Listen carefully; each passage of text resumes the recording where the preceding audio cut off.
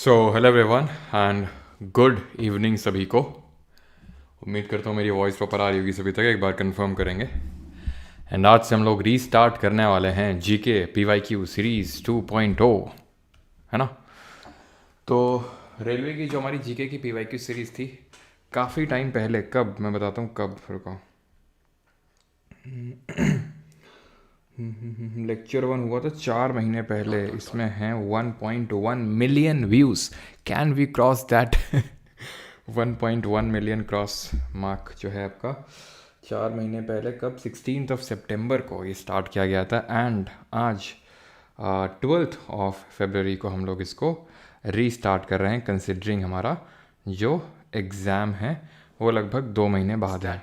ठीक है, तो अब क्योंकि ये पहला लेक्चर है तो सारी चीज़ें मैं आपको पहले क्लियर कर दूं। फाइनली ट्रेन आ ही गई। Train has finally arrived. एक सेकंड रुको, क्लास शेयर नहीं हुई है क्या?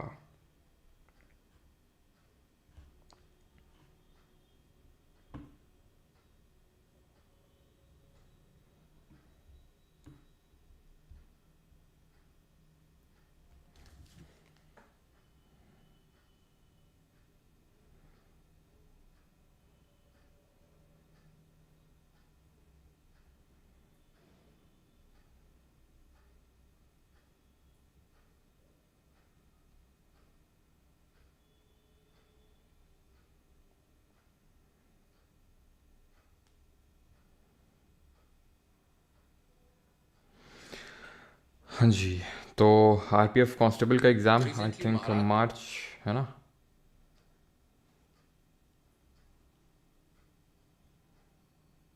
हाँ जी, स्टार्ट करते हैं। आज पहला दिन है तो थोड़ा सा चीज़ें मैं आपको क्लियर कर दूं कि कैसे क्या चीज़ें रहने वाली है। देखिए, ये 2.0 है एंड डजेंट नेसेसरली मीन कि भाई आपने अगर पीवाईक्यू सीरीज़ 1 नहीं किया होगा तो आपको 2.0 में कुछ ऐसे समझ भी नहीं आने वाला है, फिर आप कर नहीं सकते। आप कर सकते हैं, आप 2.0 आप ऐसे कर सकते हैं। मैं आपको बताता हूँ कैसे आप कर सकते हैं। ठीक है, देखो, अगर आपके पास बहुत ज़्यादा टाइम नहीं है तो आप 2.0 करते रहिए। एंड अगर आपके पास टाइम है, कहीं से भी आप एक्स्ट्रा टाइम निकाल पा रहे हैं, तो 2.0 का एक लेक्चर पकड़िए।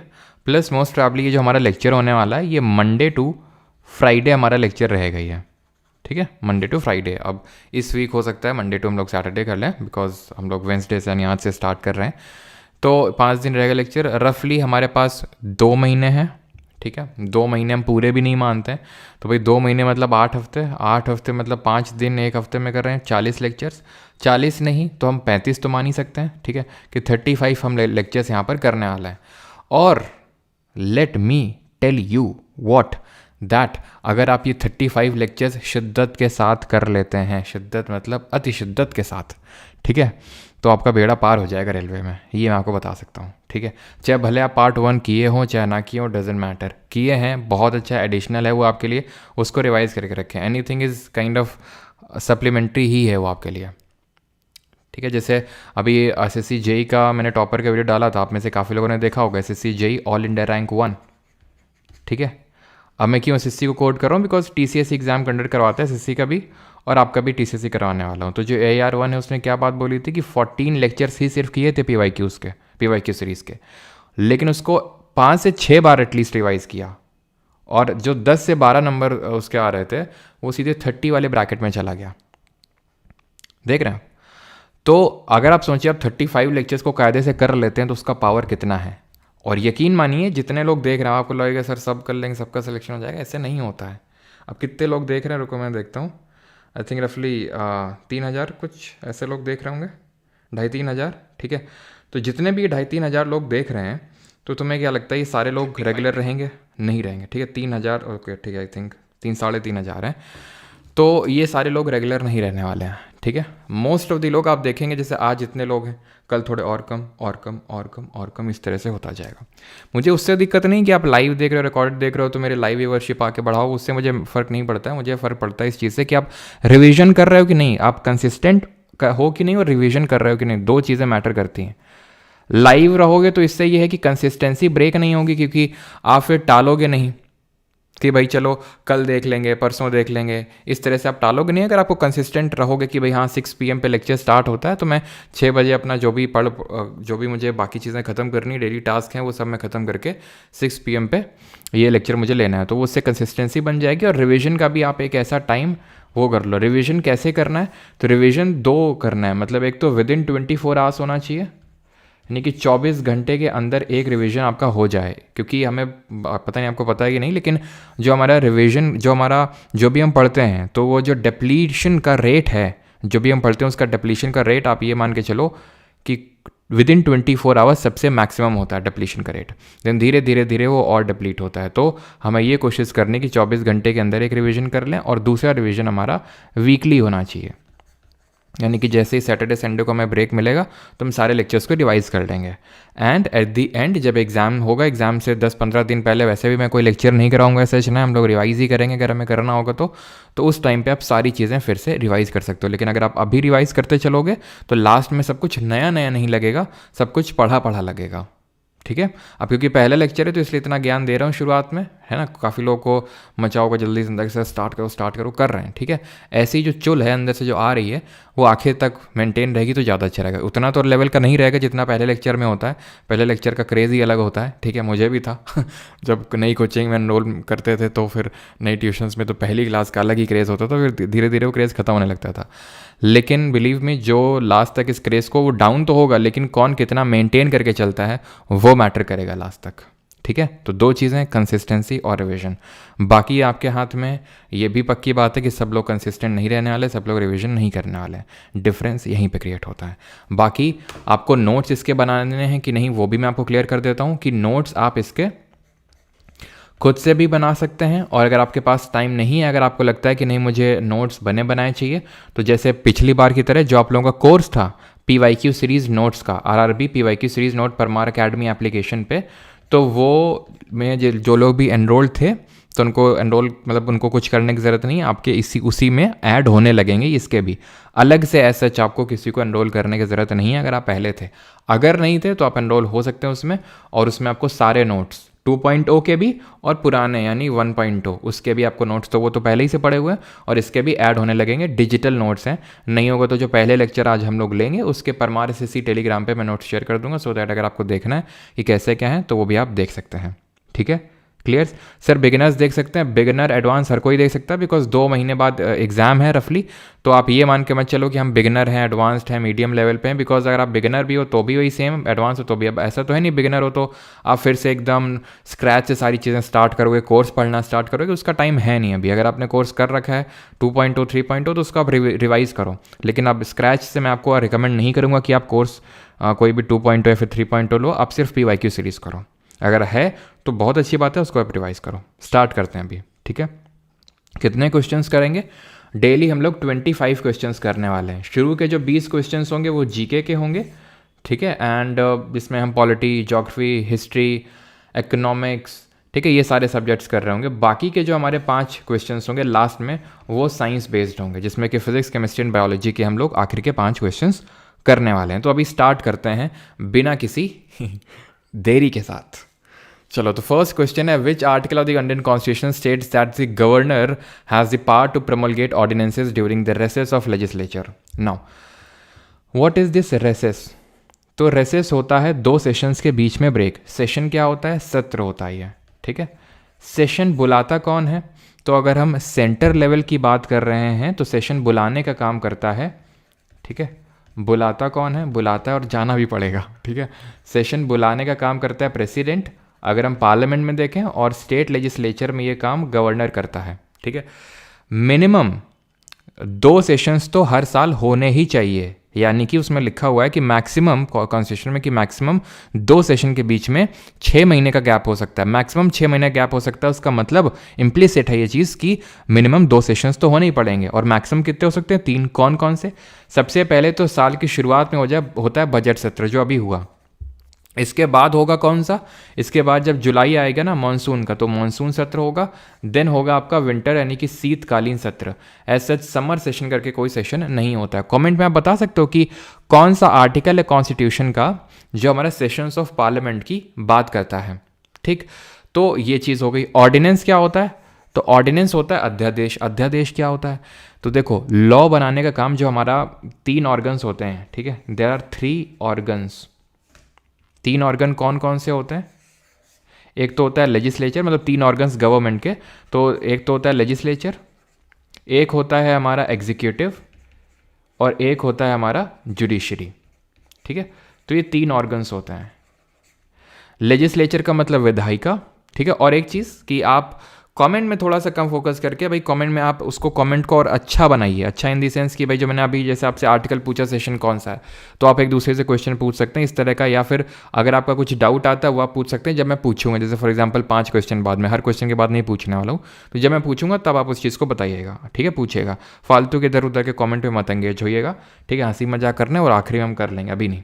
तो लेजिस्लेचर क्या है? विधायिका, यानी कि लॉ बनाने का काम है इसका, ठीक है। विधायिका बनाता है क्या? लॉ, ठीक है। लॉ मेकर है ये लॉ एग्जीक्यूटर है, इट एग्जीक्यूट्स द लॉ, यानी कि ये जो कार्यपालिका है ये उस लॉ को एग्जीक्यूट करेगी एंड ये उस लॉ को रिव्यू करने का काम करेगा, it reviews the law. Judiciary, ठीक है। तो 3 ऑर्गन्स हो गए गवर्नमेंट के।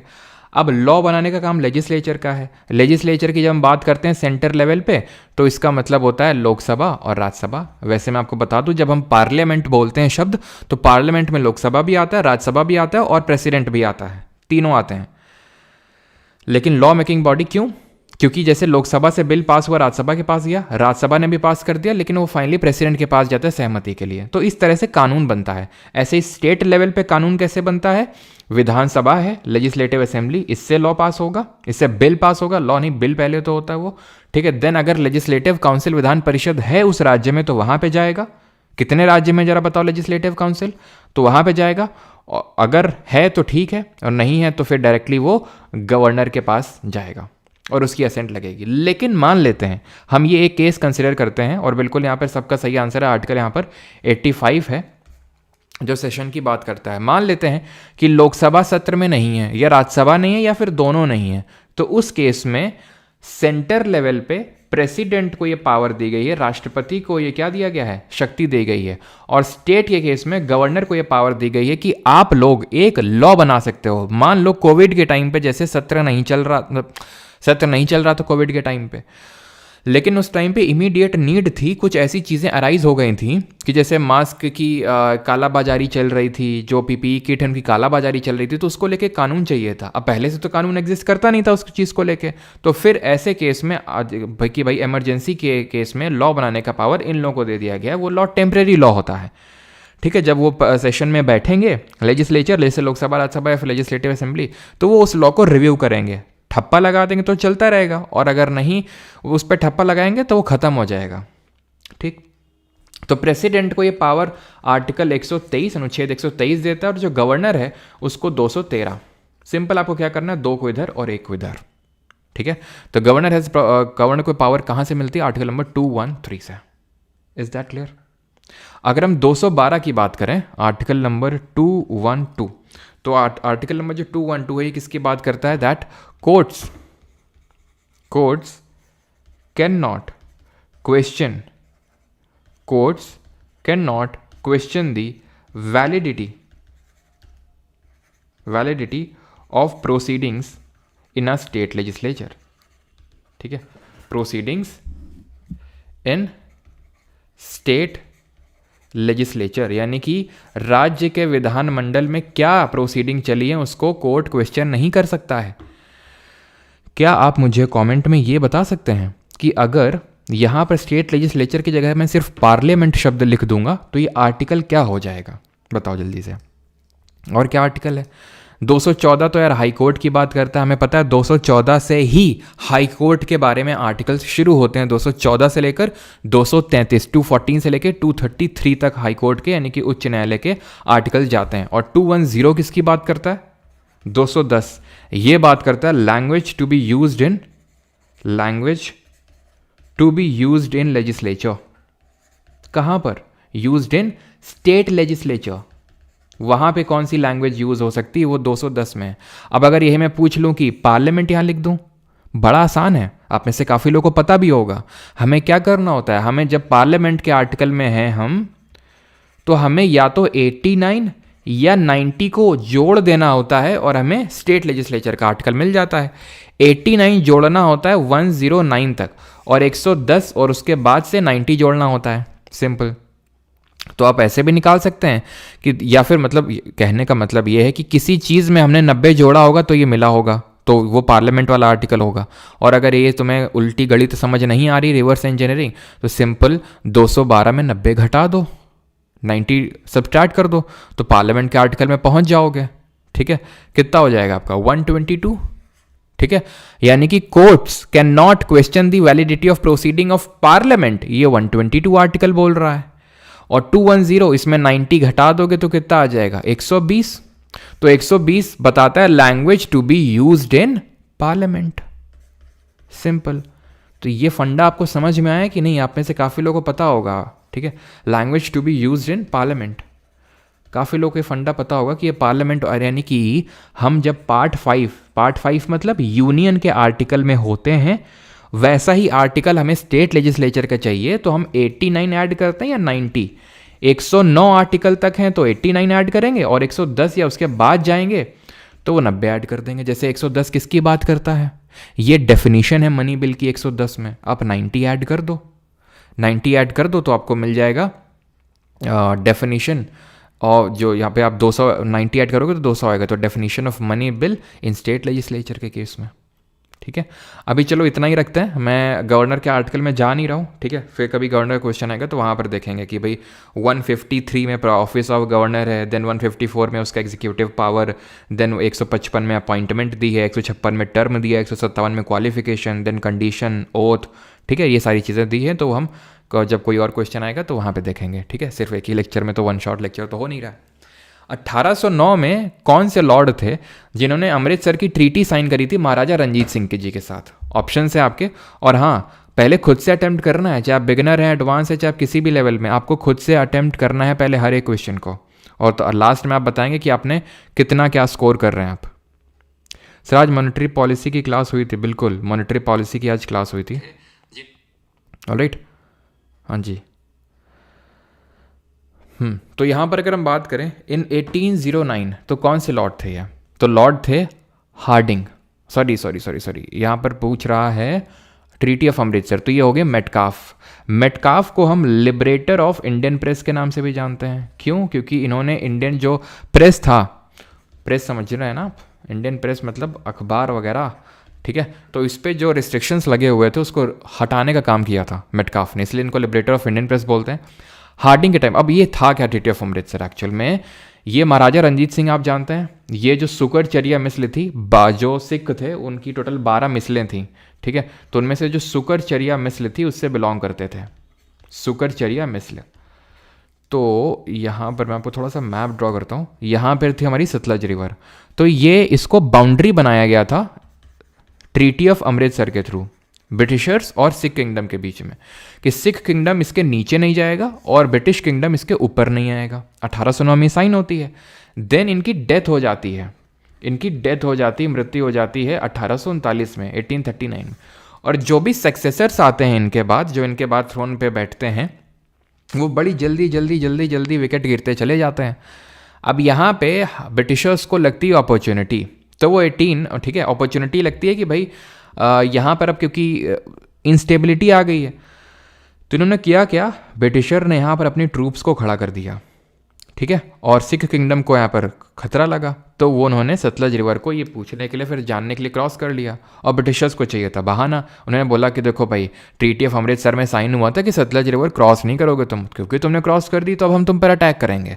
और ये अटैक किया था हार्डिंग के टाइम पे। हार्डिंग के टाइम पे हुआ फर्स्ट एंग्लो मतलब अंग्रेज Sikh war, first Anglo Sikh war. कब हुआ ये? 1845 एंड 46 के बीच में। सेकंड कब हुआ था?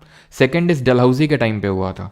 Second Sikh war in short लिख रहा हूं मैं, ठीक है, सेकंड सिख वॉर 1848 से लेकर 49 के बीच में। डलहौजी के टाइम पे और क्या क्या हुआ था रिकॉल करो, बेंटिक के टाइम पे क्या क्या हुआ था रिकॉल करो। इसको यहां से मैं हटा दूं, ठीक है, और यहीं पे मैं लिख देता हूँ ट्रीटी ऑफ अमृतसर में Sutlej river was fixed as the boundary. ठीक है, सतलज रिवर जो है ये एक बाउंड्री के तौर पर एक्ट करेगी, ये डिसाइड हुआ था अमृतसर की ट्रीटी में। और first Anglo Sikh war ended with which treaty, ये किस ट्रीटी के साथ खत्म हुआ था, ये भी आप बताएंगे जल्दी से। तो यहाँ पर हम रिकॉल करने वाले हैं कि डलहौजी ने क्या क्या किया, काम किए थे, क्या क्या कांड किए थे यहाँ पे। तो डलहौजी ने एक तो डॉक्ट्रिन ऑफ लैप्स लाया था, सबसे बड़ा कांड तो इसका यही था, ठीक है, हड़प नीति। और डॉक्ट्रिन ऑफ लैप्स के थ्रू इसने क्या क्या हड़पे थे, तो सतारा सबसे पहले तो, देन संबलपुर, देन जैतपुर, ठीक है, जैतपुर, सतारा, संबलपुर, जैतपुर, उदयपुर, नागपुर, झांसी, ये सब इसने जो है एक एक करके क्या कर लिया, कैप्चर कर लिया। पूछता है आपसे कब कैप्चर किए, तो ये 1848 में, ठीक है, ये 1849 में, 1849 में, 1852 में, 1852 और ये 1853 1854 के टाइम पे इसको किया था, ठीक है। 1853 मेनली आप याद रखो झांसी का, ठीक है। फिर 1854 में नागपुर को। डलहौजी ने ये बात बोली थी कि जो अवध है, अवध है ये चेरी की तरह है। चेरी मतलब ऐसे समझ लो पेड़ में जो चेरी लगी है और वो गिरने वाली है ब्रिटिशर्स के माउथ में, क्योंकि डलहौजी को अंदाजा हो गया था कि अवध को जल्दी ही हम कब्जे में लेने वाले हैं, और अवध आ भी गया कब्जे में। 1856 में ब्रिटिशर्स के मुंह में गिर गया। किस कंडीशन में, मिस गवर्नेंस। ब्रिटिशर ने बोला कि जो आखिरी नवाब था अवध का, क्या नाम था उसका, किसी को कोई बताएगा, नवाब जो बेगम हजरत महल, अगर आपने नाम सुना हो, उस मतलब वो उसी की वाइफ थी, ठीक है। तो नवाब को बोला कि भाई तुम गवर्न नहीं कर पा रहे हो, इसलिए हट जाओ अभी। डलहौजी ने और क्या क्या काम किया, तो डलहौजी के टाइम पे फर्स्ट ट्रेन चली थी, पैसेंजर ट्रेन नहीं, फ्रेट ट्रेन, ठीक है, यानी कि जो मालगाड़ी होती है, 1853 में। कहाँ से कहाँ, बॉम्बे टू थाने। कितनी डिस्टेंस थी, 34 किलोमीटर की डिस्टेंस थी बॉम्बे टू थाने, ठीक है। डिस्टेंस भी कभी कभी पूछ लेता है। और डलहौजी के टाइम पे क्या हुआ था, तो टेलीग्राफ लाइन बिछाई गई थी, ठीक है। PWD postal work department setup किया गया था। एंड क्या किया गया था इसके टाइम पे, जो आपका वुड्स डिस्पैच है, जिसको कि वुड्स डिस्पैच, जिसको कि Magna carta of Indian education बोलते हैं, इसको हम क्या बोलते हैं, Magna carta of Indian education, 1854 में आया था, 1854 में। और कुछ आप रिकॉल कर सकते हैं इसे डलहौजी से। बेंटिक के टाइम पे रिकॉल करें क्या, तो बेंटिक के टाइम पे आया था मैकुलेज मिनट, ठीक है, मैकुलेज मिनट आया था, ये एजुकेशन को लेके था, ठीक है, 1835 में, ठीक है। बेंटिक के टाइम पे ही एबॉलिशन ऑफ सती हुआ था। अब क्योंकि इसके टाइम पे एबॉलिशन ऑफ सती हुआ था, तो इससे हम रिकॉल कर सकते हैं डलहौजी के टाइम पे पास हुआ था, एक सेकेंड, डलहौजी के टाइम पे पास हुआ था विडो रिमैरिज एक्ट। कहीं कहीं पे आपको दिख जाएगा कैनिंग के टाइम पे, लेकिन अगर डलहौजी होगा तो डलहौजी आप मार्क करेंगे, दोनों होगा तो भी डलहौजी मार्क करेंगे, ठीक है। विडो रिमैरिज, अगर डलहौजी नहीं होगा तो कैनिंग के साथ जाएंगे आप, ठीक है। ये 1856 में पास हुआ था। ईश्वर चंद्र विद्यासागर का मेन रोल था, जिस तरह से सती के एबॉलिशन में मेन जो रोल था वो राजा राम मोहन राय का था। इसके टाइम पे जो सर्किट कोर्ट्स हैं उनको एबॉलिश किया गया था, abolition of circuit courts, plus he was the first governor general of India. आपको पता है ना कि 1833 का जो चार्टर एक्ट आया था, जिसको सेंट हेलेना एक्ट भी बोलते हैं, इसने गवर्नर जनरल ऑफ बंगाल को गवर्नर जनरल ऑफ इंडिया बना दिया था। Governor general of Bengal governor general of India बन गया था, और ट्रीटी ऑफ लाहौर साइन हुई थी, ठीक है। और ब्रिटिशर्स ने क्या बोला, लग दी लाहौर दी, ठीक है। तो ट्रीटी ऑफ लाहौर साइन हुई थी after the first Anglo Sikh war. अगला क्वेश्चन करेंगे, and that is Meghdoot was written by which poet of ancient India. तो किसने लिखा था, यस, ठगी सप्रेस हुआ था, बिल्कुल सही है। सेपरेशन ऑफ ठगी कहाँ गया, सेपरेशन ऑफ ठगी BC के टाइम पे हुआ था।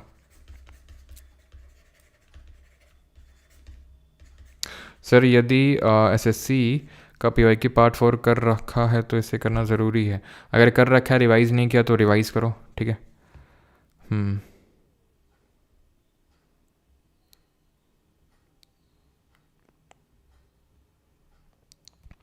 डर की जब क्वेश्चन आएगा मेघदूत जी तो मैं समझा दूंगा, तो क्लास के लास्ट में पूछेगा, आपको बता दूंगा, ठीक है, अभी नहीं, बीच में नहीं। Meghdoot was written by which poet of ancient India. तो मेघदूत किसने लिखी थी, कालिदास, व्यास, रविकृति या फिर हरिसेन ने। तो हरिसेन किसके कोर्ट पोएट थे और इन्होंने कौन सा प्रशस्ति कंपोज किया था। रविकृति किसके कोर्ट पोएट थे और इन्होंने कौन सा प्रशस्ति कंपोज किया था। व्यास ने लिखी थी महाभारत, और महाभारत को रज़्मनामा में किस में मतलब महाभारत को पर्शियन में कन्वर्ट किया गया था रज़्मनामा नाम से। रज़्मनामा किसने किया था? कालिदास इसके सही आंसर होंगे। कालिदास की और कौन कौन सी बुक है? मेघदूत, मेघ का मतलब बादल, दूत का मतलब मैस्टर। अब तो आप व्हाट्सएप के थ्रू, है ना, नवरात्रे चल रहे हैं तो व्हाट्सएप के थ्रू आप चैट कर लेते हो, तब थोड़ी ना होते तो तब तो मेघ को बनाया जाता था, कबूतर को, बादलों को, है ना, नेचर के एलिमेंट्स यूज़ किए जाते थे। तो ऋतु संहारा ध्यान रखेंगे, ऋतु संहारा। मालविका अग्निमित्र, मालविका अग्निमित्र, ये लव स्टोरी है मालविका और अग्निमित्र। अग्निमित्र पुष्यमित्र शुंग के बेटे हैं, पुष्यमित्र शुंग जो मौर्य डायनेस्टी के बाद आई थी, वो है आपकी डायनेस्टी, है ना। और अगर बात करें ऋतु संहारा, मालविका अग्निमित्र हो गई, और कौन सी? रघुवंश, रघुवंश और ऋतु मालविका अग्निमित्र, और एक और लव स्टोरी आपकी कुमार संभवम, ठीक है, कुमार संभवम। इसके अगर बात करेंगे तो इज़ अबुल फजल, ठीक। रवि कृति ने कंपोज किया है, रवि कृति कोर्ट पोएट थे किसके? पुलाकेशिन द सेकंड के, जो चालुक्य डायनेस्टी के one of the greatest ruler थे। और इन्होंने कंपोज किया था इनकी प्रशंसा में आईहोल प्रशस्ति, जो कि कर्नाटका में। हरिसेन समुद्रगुप्त के कोर्ट पोएट थे और इन्होंने प्रयाग प्रशस्ति कंपोज करी थी, प्रयाग प्रशस्ति। अगर हम समुद्रगुप्त की बात करें तो इनको नेपोलियन ऑफ इंडिया बोला जाता है, बिकॉज इसी प्रशस्ति में, प्रयाग प्रशस्ति या फिर इलाहाबाद पिलर इंस्क्रिप्शन भी जिसको बोलते हैं, इसमें लिखा हुआ है कि 24 बैटल्स लड़े थे और एक भी हारे नहीं थे। तो विंस्टर आर्थर स्मिथ ने, यानी VA स्मिथ ने इनको बोला था क्या? नेपोलियन ऑफ इंडिया, ठीक है।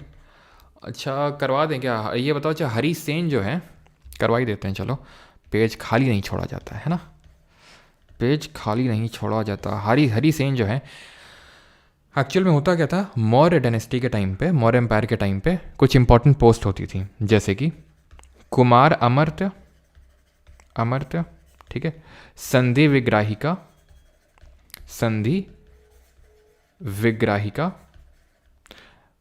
दंड नायिका, दंड नायिका, और संधि विग्राहिका, दंड नायिका, और कौन सी थी? संधि नगर श्रेष्ठी, ठीक है, नगर श्रेष्ठी। तो ये क्वेश्चन पूछता है कि इनमें से कौन सी पोस्ट हरिसेन ने होल्ड नहीं करी थी, पहला क्वेश्चन। दूसरा क्वेश्चन ये है कि एक्चुअल में जो कुमार अमर्त्य है ना, तो ये क्या है कुमार अमर्त्य? तो he is an important officer, ये एक इंपॉर्टेंट ऑफिसर होता था मौर्य एम्पायर के टाइम पे। संधि विग्राहिका कौन होता था? संधि का मतलब होता है कि जो काइंड ऑफ ट्रीटी साइन होती है, संधि, ठीक है। तो he was officer of war and peace, officer of war and piece.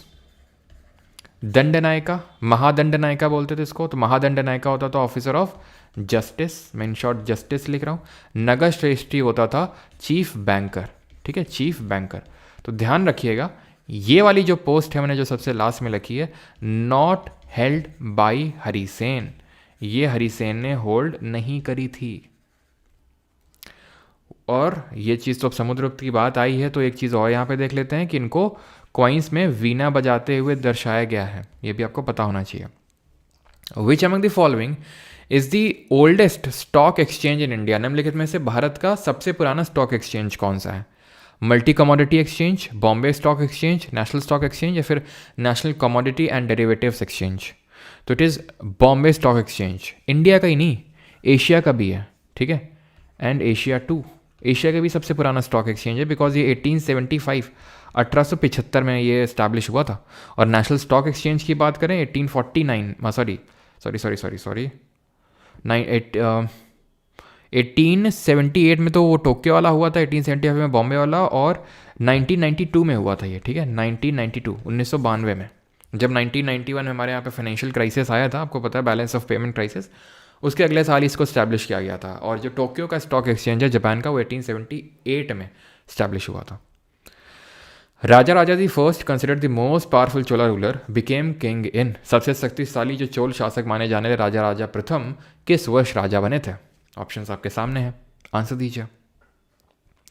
और किसी का कोई डाउट होगा तो इस क्वेश्चन के बाद पूछ लेगा अगर कुछ डाउट होगा। तो राजा राजा 1 की बात करेंगे तो चोला डायनेस्टी के फाउंडर नहीं है। तो फाउंडर कौन है?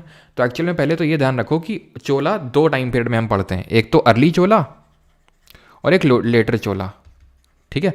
तो अर्ली के बारे में उतनी चीज़ें पढ़ते हैं नहीं हम, क्योंकि उतना इंपॉर्टेंट है नहीं, हमें लेटर चोला के बारे में पढ़ना होता है।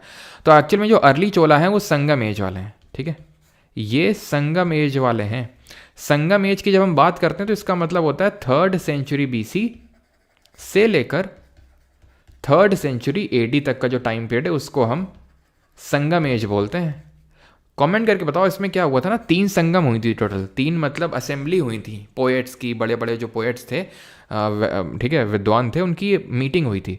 तो उनमें से कौन सी, मतलब चलो बता देता हूँ मैं, दूसरी मीटिंग पे एक बहुत इंपॉर्टेंट तमिल टेक्स्ट को कंपोज किया गया था, उसका नाम बता सकते हैं आप, क्या नाम था उस तमिल टेक्स्ट का? तो ये है संगम एज, जहाँ पर ये था आपका चेरा वाला एम्पायर, जिनको अशोका के इंस्क्रिप्शन में केरल पुत्ता करके मेंशन किया गया है। ये हैं पांड्या और इसके ऊपर हैं चोल, ठीक है। अब यहाँ पर 2 क्वेश्चन बनते हैं, एक तो कैपिटल क्या थी, एंड कैपिटल के अलावा इनका पूछता है कि एम्ब्लेम क्या था। तो इनकी कैपिटल थी वंजी, ठीक है, वंजी, और इनका एम्ब्लेम बो एंड एरो, धनुष बाण, जो राम जी का है ना। चोला की अगर बात करें तो इनकी कैपिटल थी उरायूर भी थी, उरायूर बाद में बनी, पहले तंजौर थी, ठीक है, तो तंजौर या फिर उरायूर। पांड्या की अगर बात करेंगे तो पांड्या की थी मदुरई, और इनका एम्ब्लेम क्या था पांड्या वालों का, इनका था फिश, मछली, और इनका क्या था, टाइगर था। इनका जो पोर्ट सिटी था यानी कि बंदरगाह, दैट वाज पूहड़, या फिर जिसको कि कावेरी पट्टनम बोलते हैं, ठीक है, कावेरी पट्टनम या फिर कावेरी पट्टनम, राइट। एंड चेरा का था मुजरी एंड टोंडी, मुजरी और टोंडी चेरा का था पोर्ट साइट। और पांड्या का क्या था, पांड्या का था कराईकाल, और सॉरी कराईकाल तो फाउंडर थे चोला के। पांड्या का था आपका चेरा का मुजरी टोंडी था, चोला का पुगर था, और पांड्या का एकदम से दिमाग से जा रहा है, किसी को याद आ रहा है पांड्या का जो मैंने आपको पढ़ाया था PYQ सीरीज 1, जिसने किया होगा उसको पता होगा, ठीक है। तो अब चोला के जो फाउंडर थे, अर्ली चोला की अगर बात करेंगे तो वो थे आपके कराईकाल, ठीक है, ये फाउंडर थे जो अर्ली चोला थे। लेकिन हमें मेनली पढ़ना किसके बारे में होता है, लेटर चोला के बारे में। लेटर चोला कब आए थे, तो लेटर चोला का मेनली जो उद्गम हुआ था वो 9th सेंचुरी AD के टाइम पे हुआ था, ठीक है, नहीं कोड़कई, यस कोड़कई, ठीक है, कावेरी पट्टनम नहीं, कावेरी पट्टनम तो उनका था, कोड़कई, ठीक है। तो ये ध्यान रखना है आपको। तो 9th सेंचुरी AD के टाइम पे फिर से इनका इमरजेंस होता है, कहाँ पे, यहीं पे कावेरी पट्टनम में ही। तो यहाँ पे उस टाइम पे मतलब 9th सेंचुरी AD के टाइम पे पल्लव का रूल था, तो पल्लव के अंडर में ही रूल कर रहे थे मुत्तरैयार, जैसे कि आज जैसे BJP है ना। तो एक्चुअल में हम NDA क्यों बोलते हैं, NDA इसलिए बोलते हैं क्योंकि BJP और उसके साथ साथी जो गठबंधन दल हैं वो अपनी अपनी जगह पे रूल कर रहे हैं। जैसे फॉर एग्जांपल एक छोटा सा, अब जैसे मैंने एक पिक्चर शेयर करी थी ना, वॉलीबॉल टूर्नामेंट करवाया था, तो उसमें चीफ गेस्ट आई थी, मैंने बताया था ना MLA मैडम, तो सरोज कुरेली उनका नाम है। तो वो NDA से हैं, मतलब कि वो BJP से नहीं है, लेकिन एक उनका एक दल है अपना दल करके। तो क्या है कि मतलब BJP ने बोल दिया कि इस वाले रीजन पे आप रूल करो, मतलब रिलेट करने के लिए मैं बोल रहा हूँ, बस आपको ये बता रहा हूँ, ठीक है। तो इस तरह से आप समझिए कि मुत्तरैयार थे कावेरी पट्टनम में, कावेरी डेल्टा में। तो इनको यहाँ से हटाने का काम किया था विजयलया ने, तो इनको फाउंडर माना जाता है लेटर चोला का, विजयलया ने। और इन्होंने गॉडेस वहाँ पे मतलब पूहर में या फिर कावेरी पट्टनम में, कावेरी डेल्टा जहाँ कावेरी रिवर डेल्टा बनाती, वहाँ पर गॉडेस निशुम्बा सुदिनी के लिए एक मंदिर भी बनवाया, एक टेम्पल बनवाया विजयलया ने। इसके बाद आते हैं राजा द फर्स्ट, 985 AD में थ्रोन पे बैठते हैं। देन इनके बाद आते हैं greatest ruler of this dynasty, Rajendra Chola. कब आते हैं, इन्हीं के बेटे थे राजा द फर्स्ट के, ये आते हैं 1014 AD में। और ये चीज़ ध्यान रखिएगा कि जो गजनी था, महमूद ऑफ गजनी, जो गजनवाइड एम्पायर का एक रूलर था, तो महमूद ऑफ गजनी, ठीक है, गौरी और गजनी में कंफ्यूज मत किया करिए, ठीक है। गौरी बाद में आया था काफ़ी, मतलब बहुत बाद में भी नहीं, लेकिन हाँ वो आया था आपका 1190 के टाइम पे, है ना, 1191-92 बैटल ऑफ तराई। तो ये है महमूद ऑफ गजनी, जिसका पहला अटैक इंडिया में कब हुआ था, महमूद गजनी का 17 बार अटैक किया था इसने। तो पहला अटैक हुआ था 1001 AD में, है ना, जहाँ पर इसने किंग जयपाल को हराया था। तो राजेंद्र चोला का मतलब एक हम बोल सकते हैं कंटेम्प्रेरी था, समकालीन था ये, ठीक है। इतना ही रखते हैं, बाकी चोला के बारे में और भी बहुत है। उर क्या होता है, सभा क्या होता है, आपका जो आपका ये जो उत्तरामेरूर इंस्क्रिप्शन है, डिफरेंट लैंड डोनेशंस हैं, वो सारी चीज़ें देखेंगे। ठीक है, बस एक चीज़ ध्यान रख लो, टेम्पल्स भी इनको देखना है, इनके टेम्पल्स भी, बस एक चीज़ यहाँ पे नोट कर लो, एंड दैट इज़ कि ये जाने जाते हैं अपने ब्रॉन्ज आर्किटेक्चर के लिए। जो उन्होंने, जैसे एक नटराज की मूर्ति मिलती है यहाँ पर ब्रॉन्ज की बनी हुई, और वो ब्रॉन्ज की जो मूर्ति बनाते थे, ये लॉस्ट वैक्स टेक्निक करके एक टेक्निक होती है, उसका यूज़ करके बनाते थे। 6th, which of the following hills are not part of the Purvanchal hills, निम्नलिखित में से कौन सी पहाड़ियाँ पूर्वांचल पहाड़ियों का हिस्सा नहीं है? मणिपुर हिल्स, नागा, पाटली या फिर मीज़ो। पूर्वांचल हिल की जब हम बात करते हैं तो हम कौन से हिल्स की बात कर रहे हैं? तो यहाँ की हिल्स की बात कर रहे हैं, पूर्वांचल हिल्स यानी कि नॉर्थ ईस्ट की। ठीक है, अब थोड़ा सा आपको ये पता होना चाहिए सेग्रीगेशन यहाँ पे, एंड दैट इज़ कि ये वाला जो पार्ट है ये हिमालय का पार्ट है, जिनको हम पूर्वांचल हिल बोल रहे हैं। ये वाला जो पार्ट है ना, ठीक है, ये वाला जो आप यहाँ पर पार्ट देख रहे हो, दिस वाला पार्ट, ये एक्चुअल में हिमालय का पार्ट नहीं है, ये पेनिनसुलर प्लेट्यू का पार्ट है, जिसको अभी हम टच नहीं करने वाले हैं। ठीक है, ये आपका पेनिनसुलर प्लेट्यू का पार्ट है, ध्यान रखिएगा इसका, ये हिमालय का पार्ट नहीं है। तो ये जो यहाँ पे ये हिल्स है ना, ये है आपकी पूर्वांचल की हिल्स। ठीक, पूर्वांचल हिल्स मतलब जो आपकी नॉर्थ ईस्ट की हैं। तो कौन कौन सी हिल है यहाँ पर आपको देखने को मिलेंगी?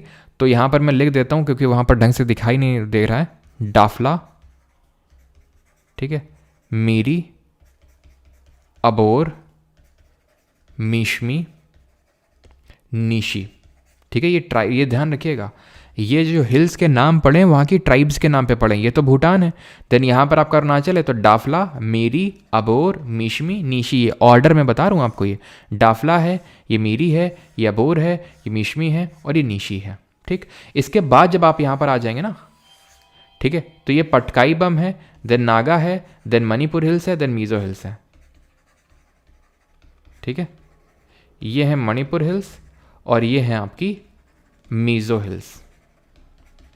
ठीक है, तो यहाँ पर पूछ रहा है कि कौन सा पार्ट नहीं है पूर्वांचल हिल्स का, तो मणिपुर हिल्स भी हैं, नागा भी हैं, मीज़ो भी हैं, बट पाटली नहीं है। पाटली आपका पड़ता है पाटलीदून, है ना, देहरादून, ये सब आपको देखने को मिलेगा जो हमारा नदर्न पार्ट है, यानी उत्तराखंड के जो आसपास वाला रीजन है वहाँ पर हमें देखने को मिलेंगी पाटली। वैसे पाटली हिल्स तो ये दिल्ली तक जाती हैं आपकी। एक सेकेंड, इसको कॉल आ रहा है।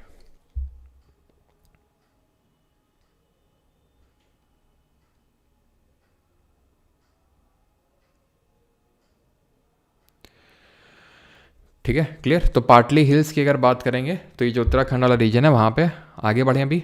ठीक है, बाकी ये गारो, खासी, जयंती हम देखेंगे जब हम पेनिनसुलर प्लेट्यू के बारे में पढ़ेंगे तब। व्हिच अमंग द फॉलोइंग, और पटकाई बम तो देख लिया। ठीक है, और ये ऑर्डर में ध्यान रखना, पटकाई, नागा, मणिपुर, मीज़ो। मीज़ो हिल्स को लुशाई हिल्स के नाम से भी जानते हैं, ध्यान रखना, लुशाई। अगला है which among the following international boundaries is the longest, निम्नलिखित में से कौन सी अंतर्राष्ट्रीय सीमा सबसे लंबी है? बांग्लादेश की, म्यांमार की, चाइना की, फिर पाकिस्तान की। बहुत आसान सा क्वेश्चन है, बताइए जल्दी से। तो सबसे लंबी कौन सी है ये आपसे पूछा जा रहा है। अब अगर हम यहाँ पे ध्यान से देखें तो इंटरनेशनल बाउंड्री इंडिया की टोटल कितनी है लेंथ, टोटल अगर बात करेंगे तो 15,106 रफली, 15,106 किलोमीटर। और कितनी कंट्रीज़ हैं जो इंटरनेशनल बाउंड्री इंडिया के साथ बनाती हैं, उनको हम कैसे याद करते हैं? तो उनको हम याद करते हैं इस तरह से, बचपन में MBA ऐसे याद करते हैं, जहाँ पे B से है आपका बांग्लादेश, ठीक है, इन शॉर्ट बांग्ला लिख रहा हूँ मैं, CH से आपका चाइना है, P से पाकिस्तान है, ये आई थिंक सबको पता होगा, नेपाल, म्यांमार का पुराना नाम बताइए, एंशिएंट नेम, ये आपका भूटान और ये आपका अफ़गान। ठीक है, अफ़गानिस्तान। और ये ऑर्डर में, यानी कि सबसे लंबी हम बाउंड्री शेयर करते हैं बांग्लादेश के साथ, सबसे शॉर्टेस्ट अफ़गानिस्तान के साथ। कितनी? तो बांग्लादेश के साथ अगर बात करेंगे 4,096 किलोमीटर की, टोटल 15,106 में से बांग्लादेश के साथ सबसे हम लॉन्गेस्ट शेयर करते हैं। ठीक है, एक सेकंड रुकिएगा। चाइना के साथ 3,488 किलोमीटर, पाकिस्तान के साथ 3,323 किलोमीटर। बस ये 3 याद करने, सबके आपको याद कर नहीं रखना है। और अफगानिस्तान के साथ याद करना जो सबसे शॉर्टेस्ट है, 106 किलोमीटर का। ठीक है, क्लियर। और ये भी आप बताएंगे, तो ये है हमारा इंटरनेशनल बाउंड्री पूरा। ठीक है, जहाँ पर आप देख सकते हैं ये पाकिस्तान है, ये चाइना है, ये नेपाल है, ये भूटान है, ये म्यांमार है, जिसके साथ हम बाउंड्री बना रहे हैं। कमेंट में आप बताएंगे कि हमारे कौन से ऐसे 2 स्टेट्स हैं, ठीक है, कौन से ऐसे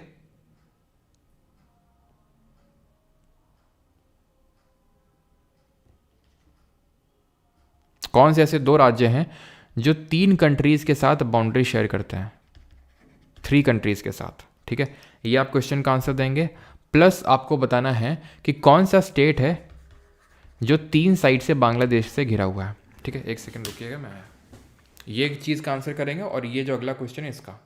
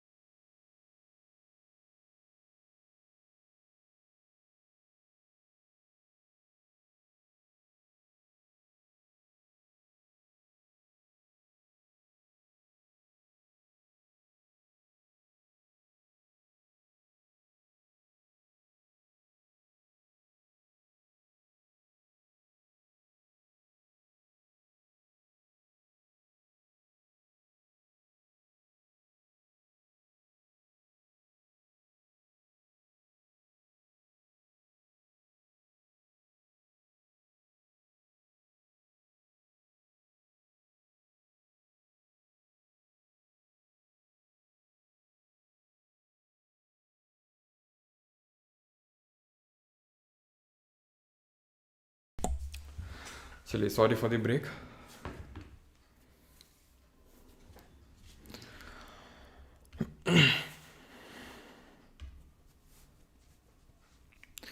चलिए, तो क्वेश्चन ये था कि 2 स्टेट कौन से हैं जो 3 कंट्रीज़ के साथ बाउंड्री शेयर करते हैं। तो एक तो आपका सिक्किम हो जाएगा, ठीक है,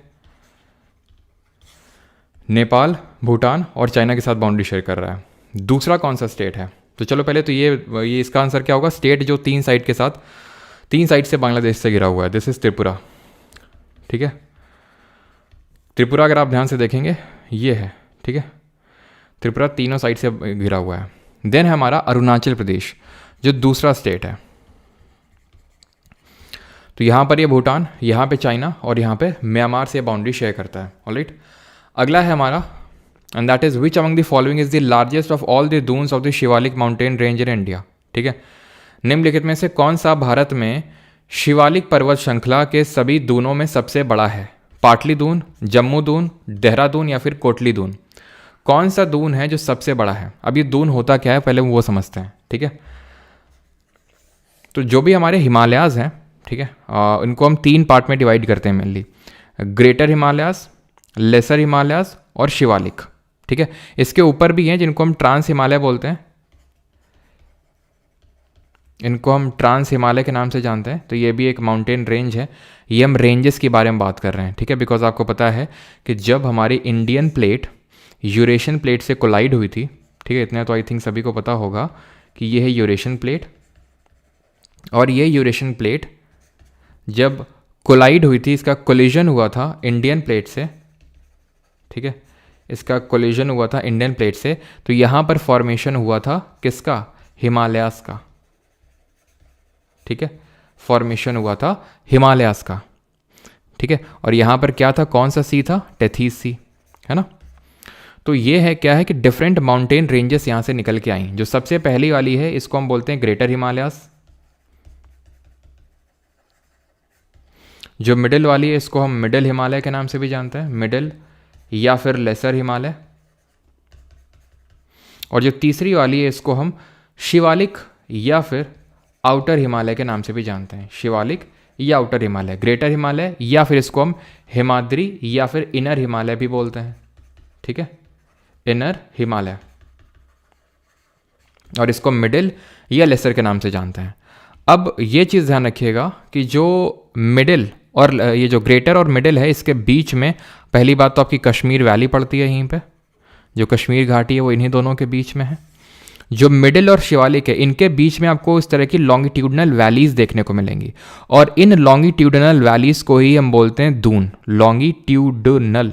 ठीक है, जो वैली हैं, जो घाटी हैं, इन्हीं को ही हम जानते हैं दून के नाम से। जैसे कि पाटली दून, कोटली दून, जम्मू दून, देहरादून, और देहरादून इनमें से सबसे बड़ा दून है।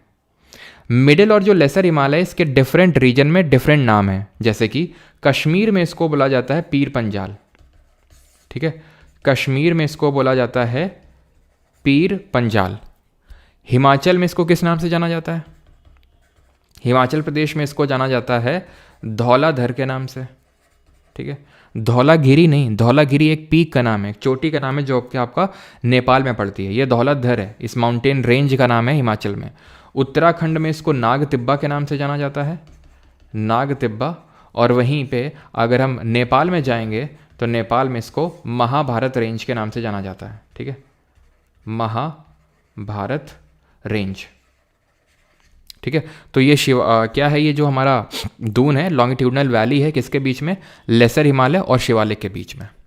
ठीक, अगला क्वेश्चन है, that is under which article of the constitution is the prime minister the head of the council of minister? भारतीय संविधान के किस अनुच्छेद के तहत प्रधानमंत्री जो होता है वो मंत्रिपरिषद का प्रमुख होता है? क्या चीज? यस, वेस्ट बंगाल भी है। वेस्ट बंगाल भी शेयर करता है 3 स्टेट के साथ, 3 कंट्रीज़ के साथ। अगर हम देखें तो वेस्ट बंगाल, अगर आप ध्यान से देखें तो यहाँ पर मैं ड्रॉ करता हूँ, जैसे ये यहाँ पर तो दिख नहीं रहा है, वेस्ट बंगाल है, तो वेस्ट बंगाल यहाँ नेपाल के साथ भी शेयर करता है, भूटान के साथ भी शेयर करता है, और बांग्लादेश के साथ भी शेयर करता है। ठीक है, तो यहाँ पर चलो हम कर ही लेते हैं उस चीज़ को। बिल्कुल करता है, क्यों नहीं करता है। जैसे बांग्लादेश में कैसे हम याद करते हैं कौन कौन से स्टेट बांग्लादेश के साथ बाउंड्री शेयर करते हैं, तो इसको हम याद करते हैं मैम टेक वाटर। ठीक है, मैम टेक वाटर। तो एम से है आपका मेघालय, है ना, जो एकदम बांग्लादेश की गोद में बैठा हुआ है। ए से क्या है?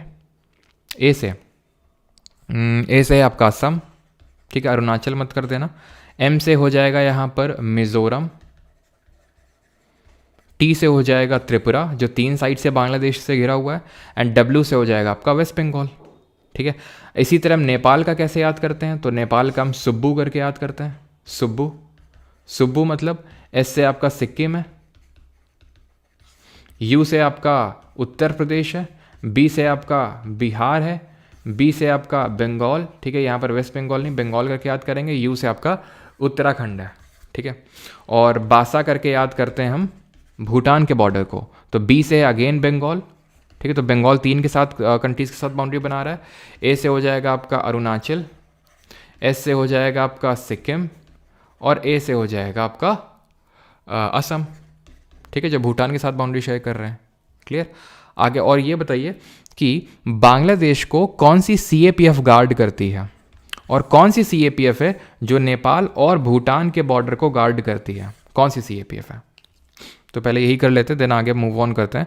तो CAPF जो बांग्लादेश और पाकिस्तान, इंडिया पाकिस्तान और इंडिया बांग्लादेश को जो गार्ड करती है वो BSF है, बॉर्डर सिक्योरिटी फोर्स। और नेपाल और भूटान, इंडिया नेपाल और इंडिया भूटान बॉर्डर पे आपको देखने को मिलेगी सशस्त्र सीमा बल। ठीक है, तो ये होते हैं आपके फर्स्ट लाइन ऑफ डिफेंस, आप बोल सकते हैं उनको। ठीक है, BSF, SSB। और चाइना वाले बॉर्डर पे ITBP है। और सबसे पुराना CAPF कौन सा है, सबसे बड़ा भी CAPF, वो आपका CRPF है। Under which article of the constitution is the prime minister the head of council of minister? भारतीय संविधान के किस अनुच्छेद के तहत प्रधानमंत्री मंत्रिपरिषद का प्रमुख होता है? आर्टिकल 52, 377, 60 या फिर 74? कौन सा आर्टिकल है जो ये बोलता है कि प्राइम मिनिस्टर हेड होता है काउंसिल ऑफ मिनिस्टर का? तो आर्टिकल नंबर 52 तो बोलता है क्या, there shall be a president of India. ठीक है, there shall be a president of India. तो आर्टिकल 52 तो नहीं होगा। ठीक है, आर्टिकल 60 क्या बात करता है, और आर्टिकल 377 हमें याद करने की जरूरत नहीं है। आर्टिकल 60 बात करता है oath and affirmation of president. ठीक है, oath and affirmation of president, ये राष्ट्रपति के शपथ के बारे में बात करता है। और ये कौन दिलाता है ज़रा बताएंगे। और आर्टिकल नंबर 74 बात करता है that prime minister there shall be,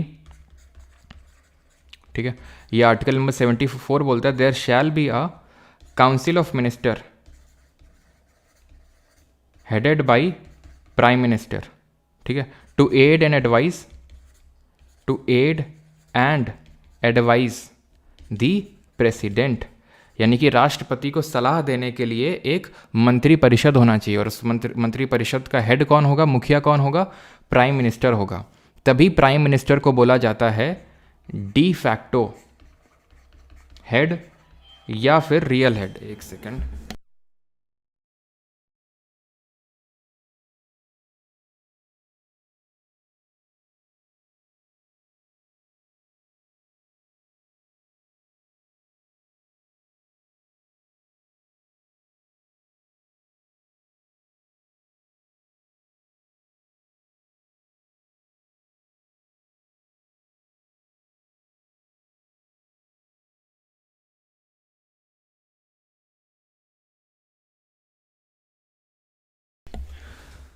ठीक है।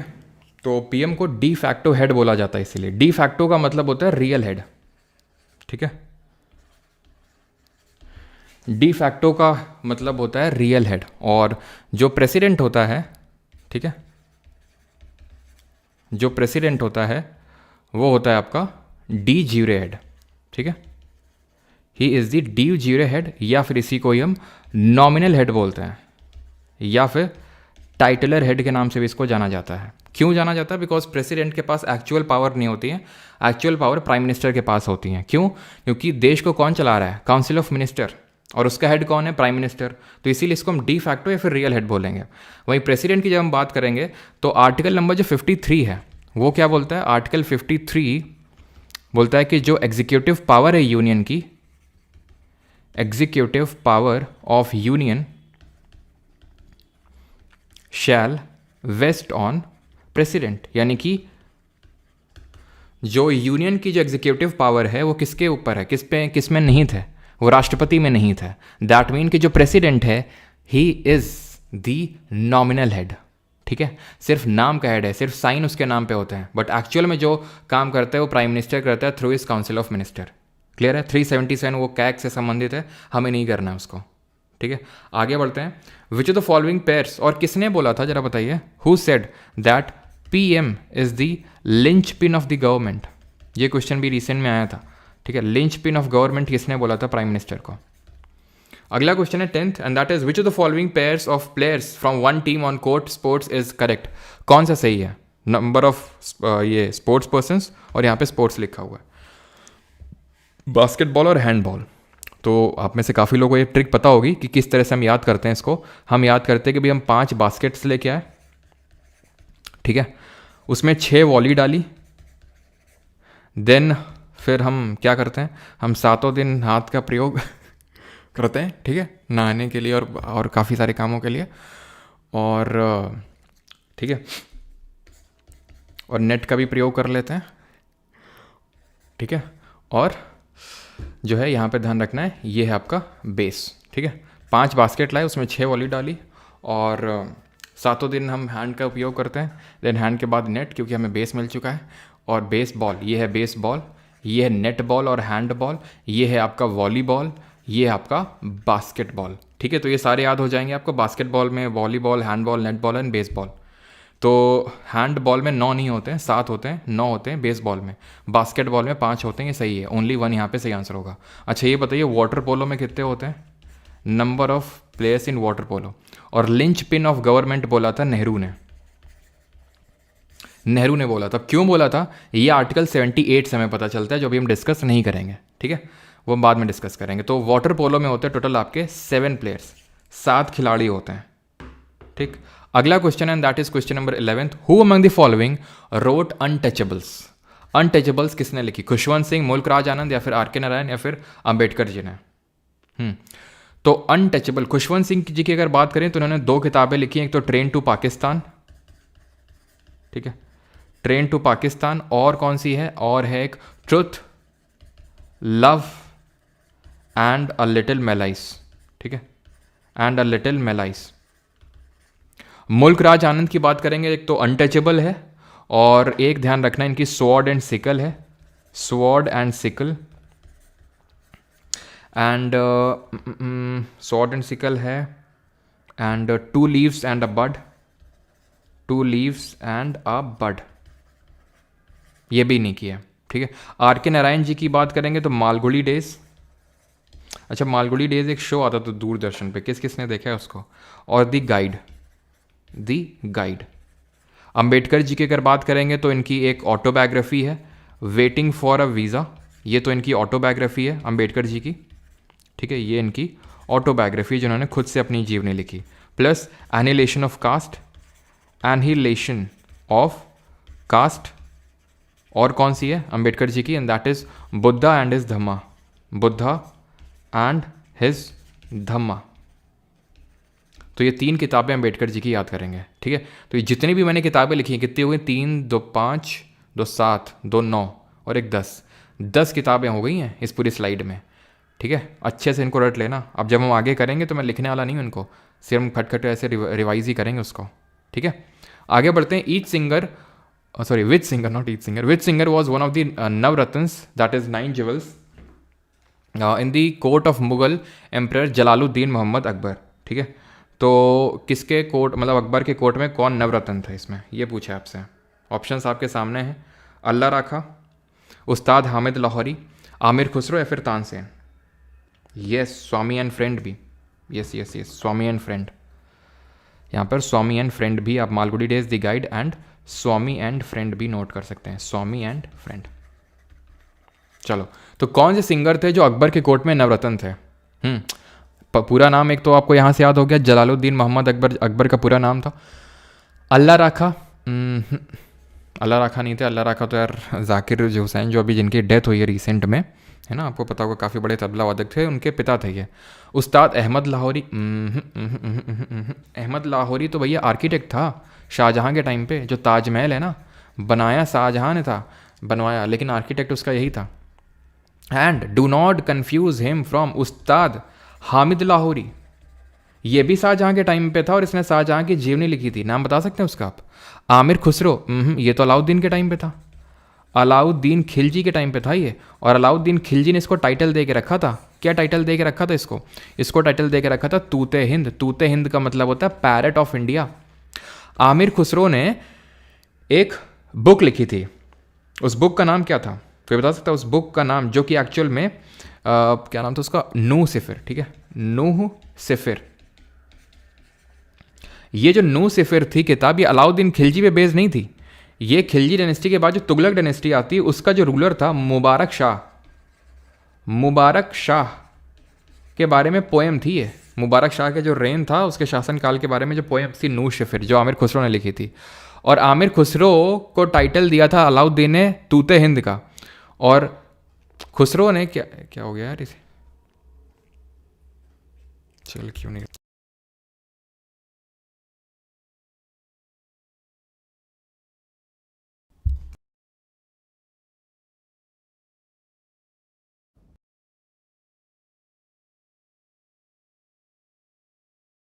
खुसरो ने क्या टाइटल दे के रखा था? तो खुसरो ने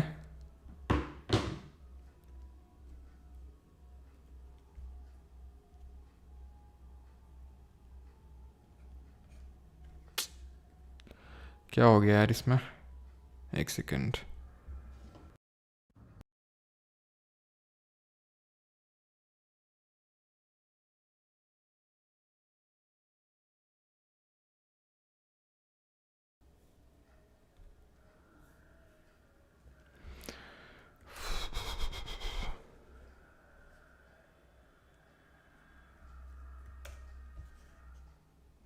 थिंक यार कुछ ग्लिच हो रहा है इसमें पेन टैब में।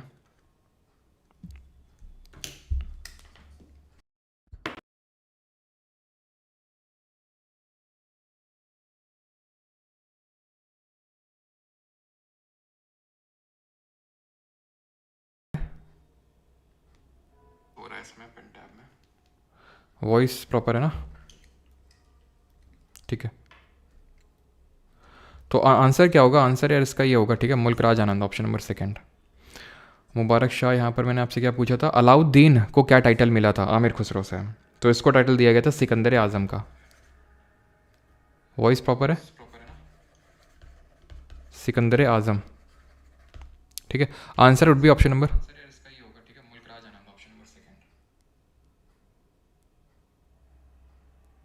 चलो तो तानसेन सही आंसर होगा। अब तानसेन से भी बहुत इंपॉर्टेंट क्वेश्चंस बनते हैं। तानसेन का पहले तो ओरिजिनल नेम पूछेगा आपसे, ठीक है, ओरिजिनल नेम क्या था, देन इनके गुरु का नाम क्या था, ओरिजिनली ये किसके कोर्ट में थे,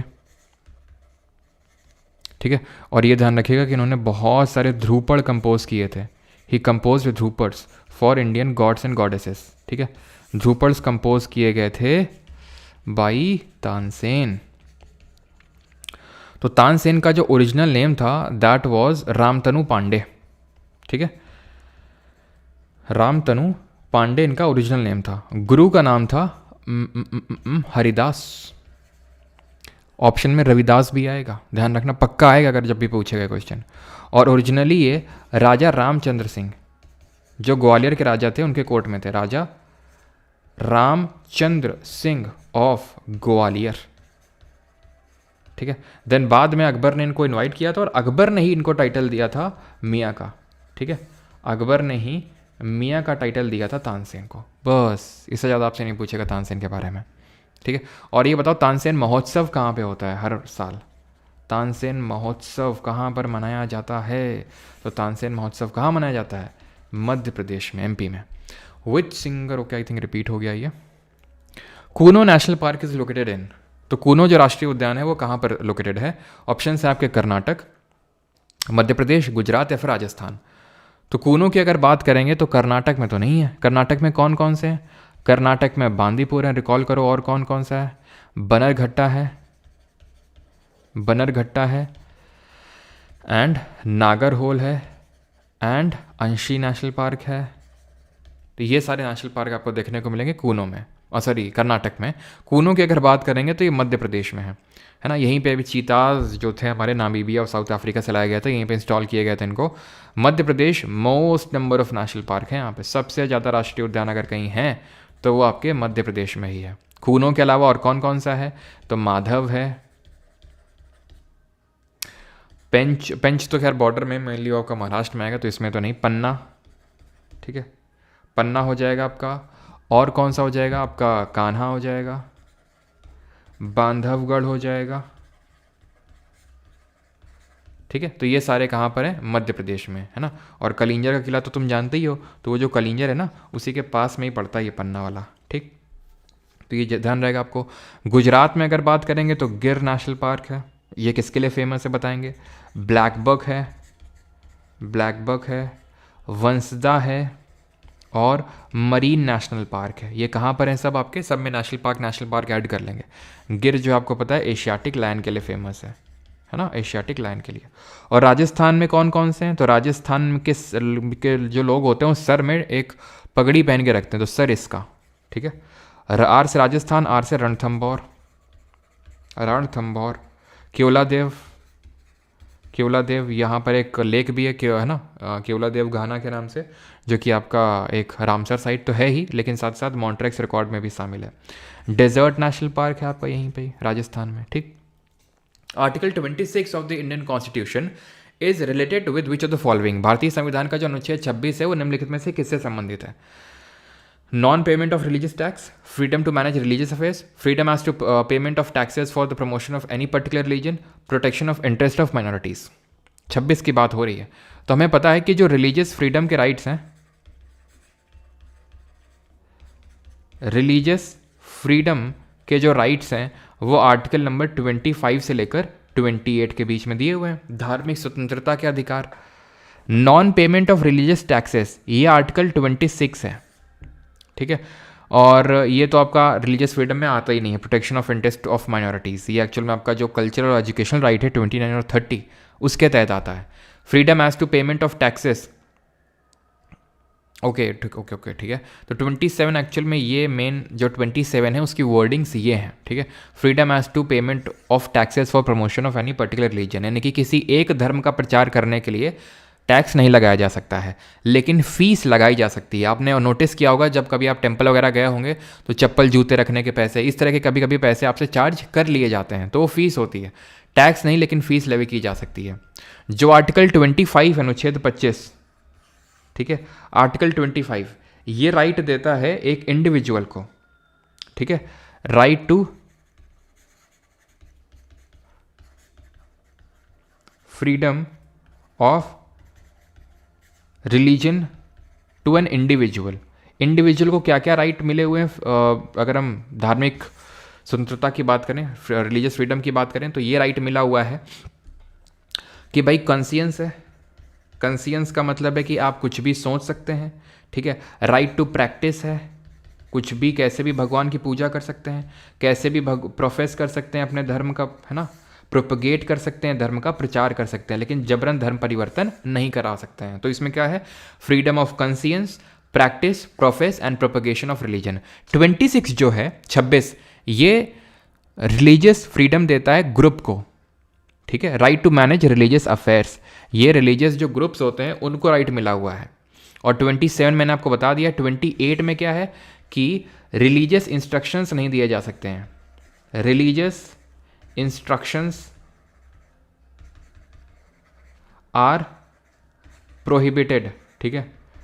religious instructions are prohibited in government aided schools.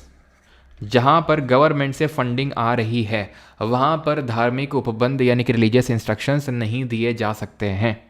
तो 25 हो गया, एक इंडिविजुअल को राइट है। 26 आप रिलीजियस अफेयर्स को मैनेज कर सकते हैं, यानी कि डिनोमिनेशंस को राइट दिया गया ग्रुप को। 27 आप टैक्स से याद करेंगे कि धर्म के नाम पे टैक्स नहीं लगाया जा सकता एक धर्म को प्रमोट करने के लिए। हाँ, सारे धर्मों के प्रचार में टैक्स का पैसा लगाया जा सकता है। और 28 की बात करें तो रिलीजियस इंस्ट्रक्शन नहीं दिया जा सकते हैं कि आपको कल से टोपी पहन के आनी है, फिर तिलक लगा के आना है, इस तरह से किसी गवर्नमेंट एडेड स्कूल में, ठीक है। 16th, the Sino Indian border is divided into how many sectors. Sino का मतलब होता है चाइना, ठीक है। तो इंडिया जो चाइना बॉर्डर, इसको कितने सेक्टर में डिवाइड किया जाता है? तो इंडिया और चाइना के बॉर्डर को 3 सेक्टर में डिवाइड करते हैं, ठीक है। एक तो ये आपका वेस्टर्न सेक्टर, ये मिडिल सेक्टर और ये ईस्टर्न सेक्टर। वेस्टर्न सेक्टर में मेनली आता है आपका लद्दाख, ठीक है, मेनली आपका लद्दाख आता है। सेंट्रल जो सेक्टर है उसमें आता है आपका हिमाचल प्रदेश और उत्तराखंड, और ईस्टर्न सेक्टर में आता है आपका सिक्किम और अरुणाचल, ठीक है। तो ये 3 सेक्टर में इसको हम डिवाइड करते हैं। वेस्टर्न सेक्टर, ये आपका सेंट्रल सेक्टर, और ये है आपका ईस्टर्न सेक्टर। क्लियर थी चीज? अब इसी जो सेक्टर, ये जो हमारा इंडिया चाइना का बॉर्डर है, जिसको कि हम कौन सी लाइन बोलते हैं? मैकमोहन लाइन बोलते हैं, है ना, जो कि चाइना मानता नहीं है। चाइना अपना अलग से मैकडोनल्ड लाइन मानता है वो, ठीक है। तो मैकमोहन लाइन है ये, जो इंडिया मानता है। तो इसी लाइन पे ही इंडिया ने कौन सा प्रोग्राम अभी चला रखा है? And that program is vibrant villages program, ठीक है।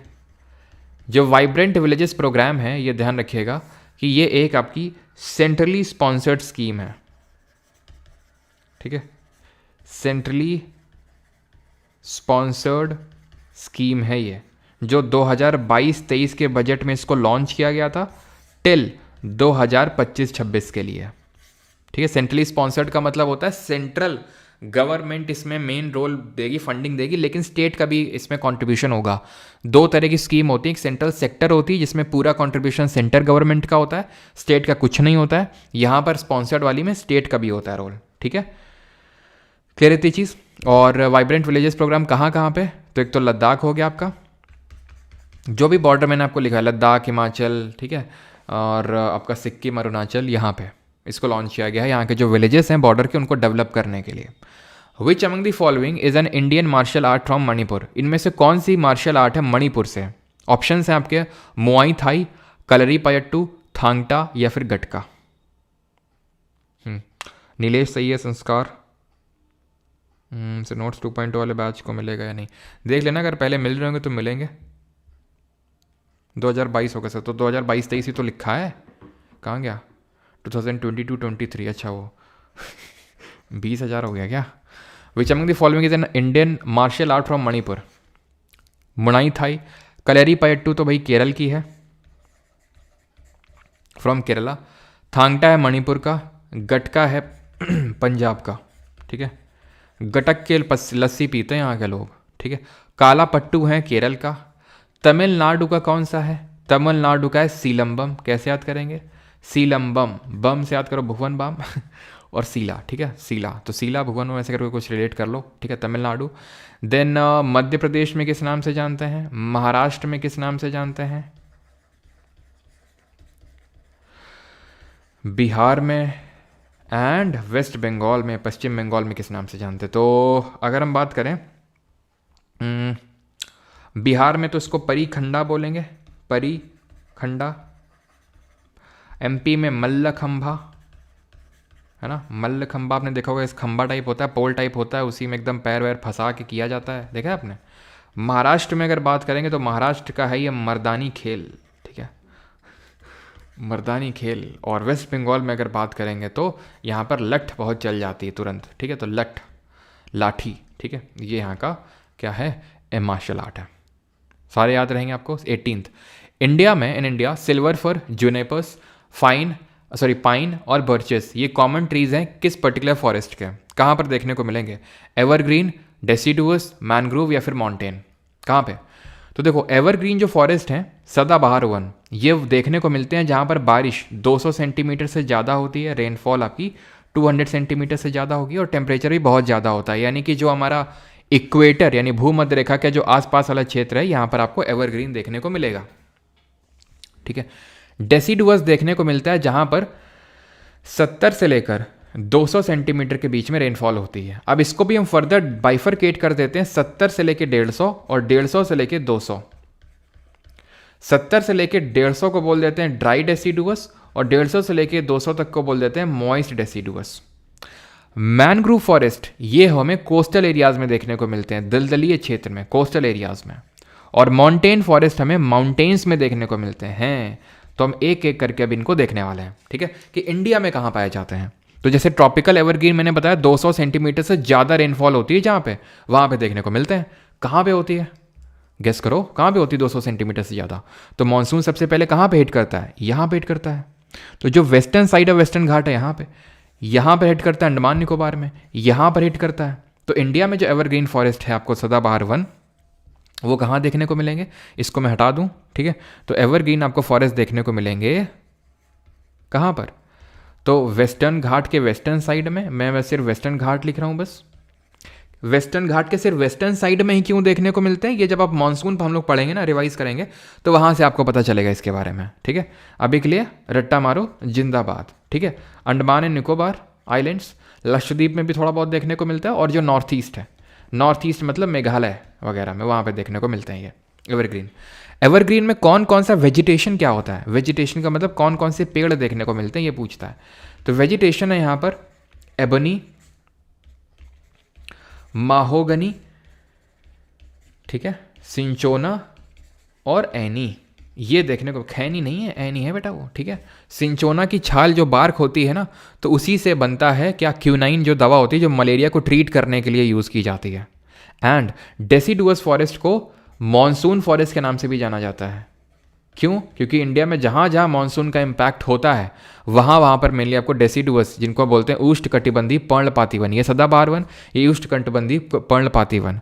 और मैनग्रोव फॉरेस्ट क्या होते हैं? जो दलदल में देखने को मिलते हैं, यानी कि कोस्टल एरियाज में देखने को मिलते हैं। यहाँ पर हमें देखने को मिलते हैं क्या? और एक चीज़ यहाँ पर वेजिटेशन में नोट करिएगा, एपी हाइट, एपी हाइट्स भी नोट करिएगा यहाँ पर। मैनग्रोव की अगर बात करेंगे तो मैनग्रोव में जो पेड़ देखने को मिलते हैं उनको हम न्यूमैटोफोर्स के नाम से जानते हैं। न्यूमैटोफोर क्या होते हैं?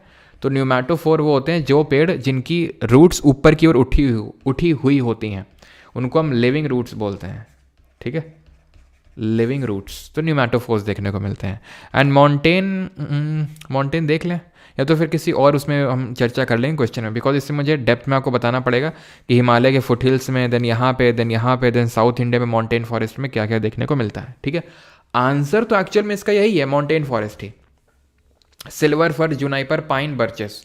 अब होता क्या है ना कि जैसे मैंने आपको बताया एवरग्रीन, ठीक है, फिर ऐसा होता है डेसिडुअस थोड़ा कम रेनफॉल में, और देन आया आपका मैनग्रोव, ठीक है, मैनग्रोव तो दलदल में, इससे भी कम रेनफॉल होगी डेसिडुअस, यानी कि 70 से भी कम, तो वहाँ पर आ जाएगा थॉर्न, ठीक है।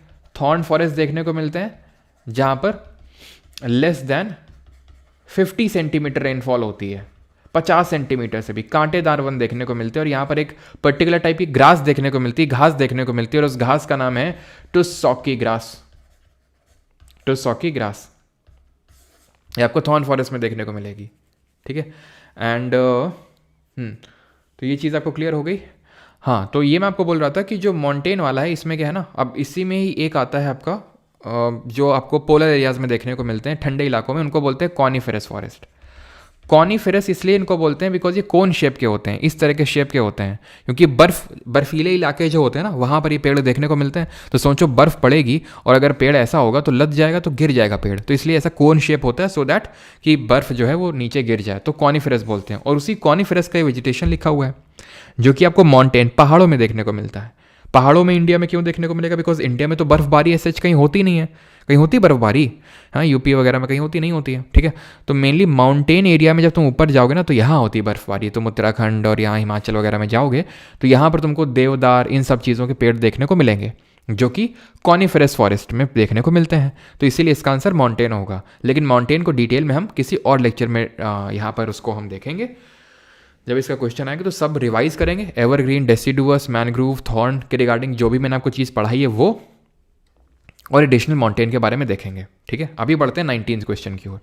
विच of the following pairs of river and tributary is correct? निम्नलिखित में से कौन सा युग्म नदी और उपनदी सही है?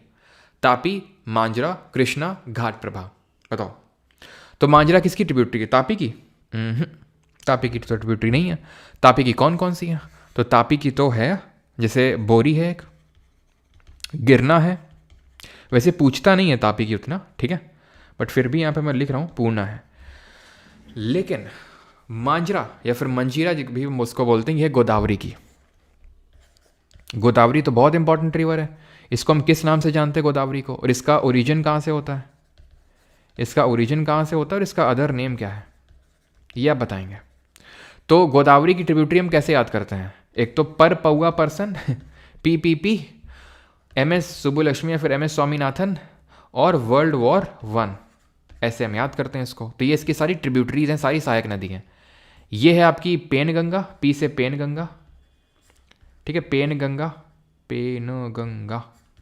P से है पूर्णा, और P से है प्राणहिता, प्राणहिता।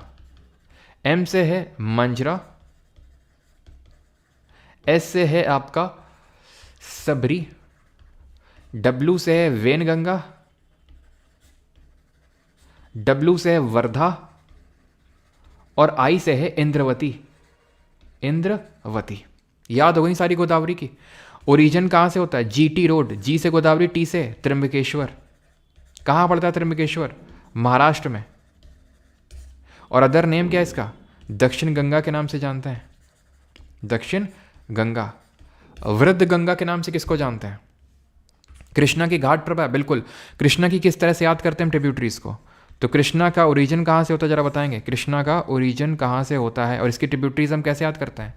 कि भीम, तू, मौसी, है ना, को घाट पे ले जाके माल रिसीव कर, है ना। और माल कौन सा है? दूध, दूध आया है खूब सारा, ठीक है।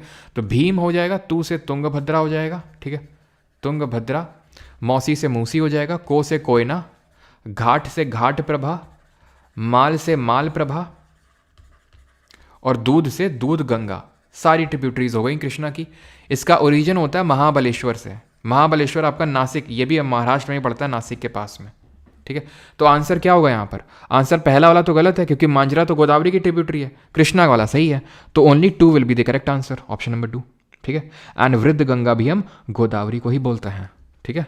इसको ही हम वृद्ध गंगा के नाम से जानते हैं, Vriddha Ganga. Now the last question of GK, इसके बाद साइंस के 5 क्वेश्चंस करेंगे, and that is Babur the first Mughal emperor succeeded to the throne of Fergana in dash when he was 12 years old.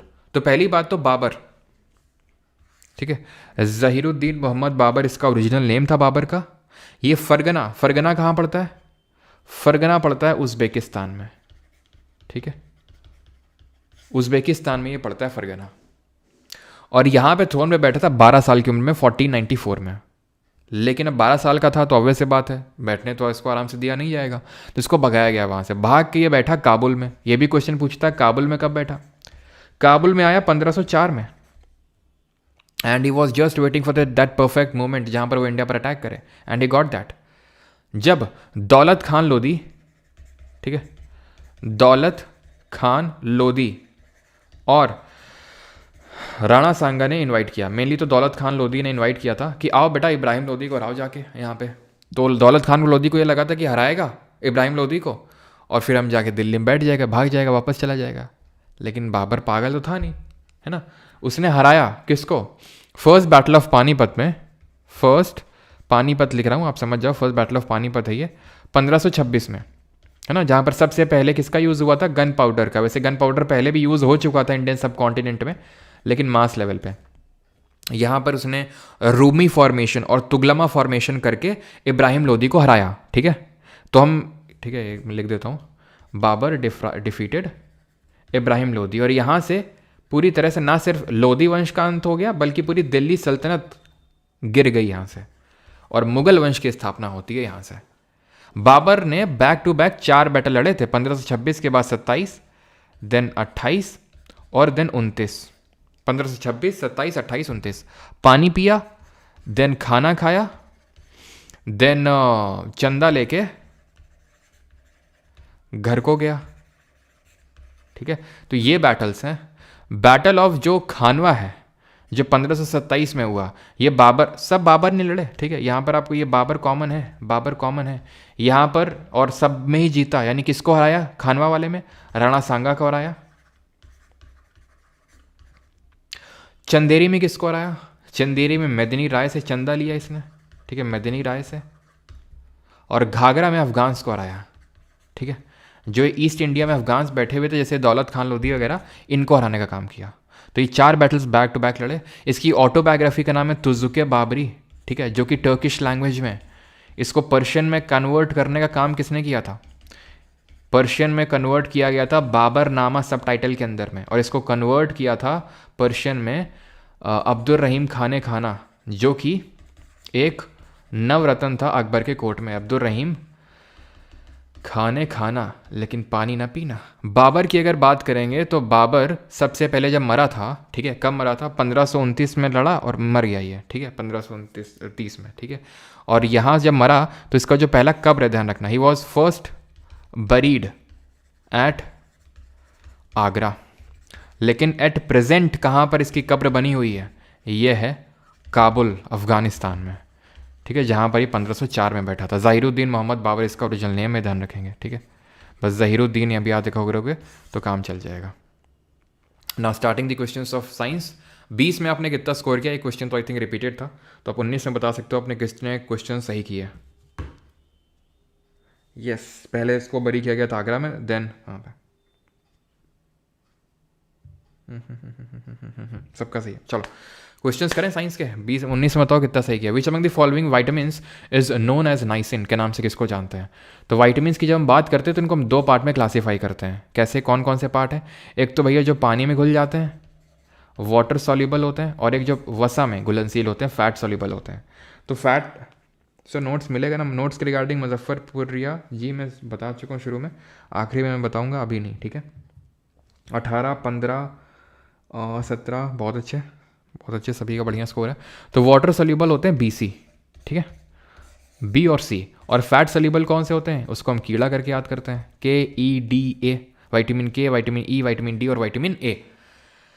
Now niacin किसके, नाइसिन कौन सा है? तो एक्चुअल में जो विटामिन B है ना, विटामिन B है, इसके अंदर जो है ये रावण की तरह है, रावण की तरह है। रावण के कितने मुख थे? 10 आनन बोलते हैं ना रावण को, तो 10 उसके अंदर मुक्त है ना। तो वैसे ही ये जो है, ये है 8 आनन। विटामिन B के अंदर है 8 कॉम्प्लेक्सेस, 8 कॉम्प्लेक्स से मिलकर बना हुआ है। कौन कौन से हैं ये? B1, B2, B3, B4, B4 नहीं होता, ठीक है। B3 के बाद आता है आपका B5, देन है B6, देन है B7, देन है B9, B8 नहीं होता है, B9 को B11 भी बोल देते हैं, ठीक है, एंड B12, B10 नहीं होता है। तो 3 3 6 2 8, 12 नहीं होते हैं, ध्यान रखना। अगर आपसे पूछेगा कि कितने कॉम्प्लेक्स होते हैं तो 12 नहीं 8। B1 है आपका थाइमीन, इसको बोलते हैं, यह है साइंटिफिक नेम इसका थाइमीन। इसका राइबोफ्लेविन, राइबोफ्लेविन। इसका नाइसिन, इसका pantothenic acid, pantothenic acid. B6 का पेरिडॉक्सीन, पेरिडॉक्सीन, ठीक है। B7 का B7 का हो जाएगा आपका फोलिक एसिड, ठीक है, फोलिक एसिड। और B9 का होगा ना फोलिक एसिड।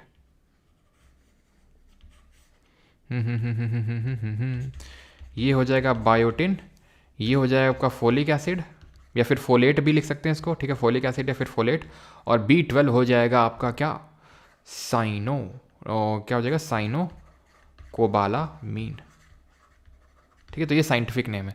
बीमारी पूछ लेता है, ये डेफिशिएंसी से कौन सी डिजीज हो जाती है, तो B1 की डेफिशिएंसी हुई तो बेरी बेरी, B3 की हुई तो पेलाग्रा।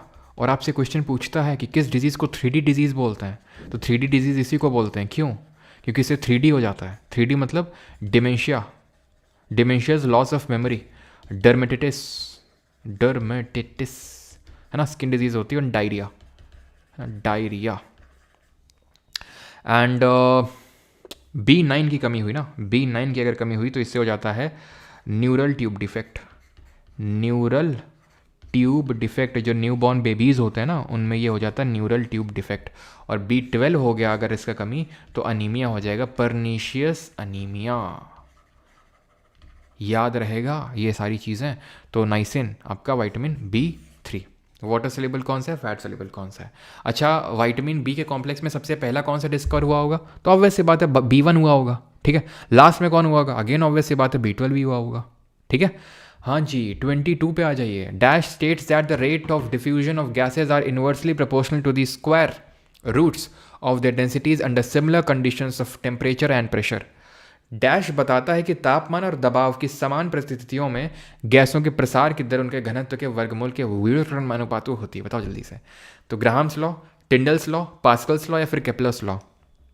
बोले तो ये बोल रहा है कि रेट ऑफ डिफ्यूजन जो है वो इनवर्सली प्रोपोर्शनल होता है, या तो डेंसिटी बोल लो, यानी कि रेट ऑफ डिफ्यूजन का 1 का ये D2 यहाँ लिखेंगे और यहाँ D1। समझ में आ रहा है ना, ये इनवर्सली प्रोपोर्शनल का रिलेशन दिखा रहा है कि नहीं दिखा रहा है, ठीक है। तो ये चीज़ है इनवर्स प्रोपोर्शन का रिलेशन। या फिर इसी को ही हम ऐसे करके भी लिख सकते हैं, पता है, मॉलिक्यूलर मास इसके इनवर्सली प्रोपोर्शनल भी, यानी कि जिस भी गैस का मॉलिक्यूलर मास जितना ज़्यादा होगा उसका रेट ऑफ डिफ्यूजन उतना ही कम होगा ना। व्हाट इज दिस डिफ्यूजन, तो डिफ्यूजन होता है मेनली जब चीज़ें हाई कंसेंट्रेशन से लो कंसेंट्रेशन में मूव करती हैं, ठीक है। एक सेकेंड,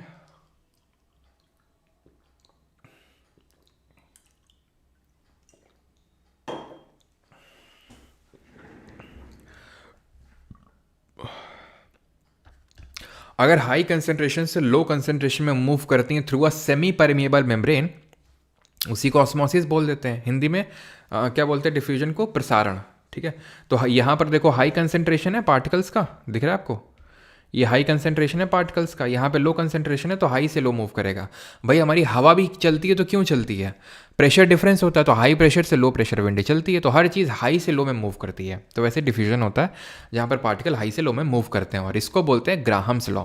कब दिया गया था ये भी पूछ सकता है, पूछता भी है 1848 में। टिंडल लॉ भी पढ़ा नहीं रहा हूँ, लेकिन जब ये आएगा कोलाइडल वगैरह तो वहाँ पे देखेंगे। टिंडल लॉ होता है कि जब हम लाइट को पास करते हैं किसी सोल्यूशन से, तो लाइट का पाथ विजिबल होगा नहीं होगा वो डिपेंड करेगा कि वो जो पार्टिकल्स हैं उस पर्टिकुलर सोल्यूशन के वो उसको स्कैटर कर रहे हैं लाइट को कि नहीं कर रहे हैं, उस सबको टिंडल इफेक्ट बोलते हैं, जो अभी डिस्कस नहीं कर रहा हूँ मैं। Pascal's law is related to pressure, है ना, प्रेशर की यूनिट भी होती है आपकी पास्कल। केपलर लॉ को डिस्कस कर लेते हैं यहाँ पर। केपलर लॉ कब डिस्कवर करे गए थे, तो ये 1609, ठीक है, 1609 में इनको डिस्कवर किया गया था। 3 लॉ हैं केपलर के, जिनको 3 केपलर के प्लानिटरी लॉज के नाम से भी जाना जाता है। पहला लॉ ये बोलता है कि सन बीइंग एट द सेंटर, जो प्लैनेट्स हैं वो इलिप्टिकल ऑर्बिट में घूमते हैं, थोड़ा सा काइंड ऑफ सर्कुलर यहाँ पे लग रहा है बट वो इलिप्टिकल ऑर्बिट होते हैं, इसको हम बोलते हैं लॉ ऑफ ऑर्बिट। कि ऑर्बिट कैसा होता है, ऑर्बिट इलिप्टिकल होता है, दीर्घवृत्ताकार होता है, ठीक है। और जो दूसरा लॉ है ये बोलता है कि जो प्लैनेट जब इलिप्टिकल ऑर्बिट में मूव करते हैं सन के अराउंड, तो ये इक्वल टाइम पीरियड में इक्वल एरिया स्वेप्ट करते हैं। जैसे कि ये प्लैनेट है, सारे प्लैनेट सन के अराउंड घूम रहे हैं तभी वो प्लैनेट है, नहीं तो प्लैनेट ही ना होते वो। अब 6 महीने में ये बंदा प्लैनेट ये इधर से इधर आया, ठीक है, और 6 महीने से इधर में इधर भी आया, ठीक है। 6 महीने लगे यहाँ से यहाँ आने में, तो यहाँ से यहाँ आने में जितना टाइम लगा होगा ना, उतना ही टाइम इसको यहाँ से यहाँ पे में भी लगेगा। इसको बोलते हैं लॉ ऑफ एरिया, ठीक है, लॉ ऑफ एरिया बोलते हैं। और ये है law of time period, law of time period, जो ये बोलता है टी स्क्वायर इन टाइम का स्क्वायर, टाइम पीरियड का square is directly proportional to the cube of semi major axis.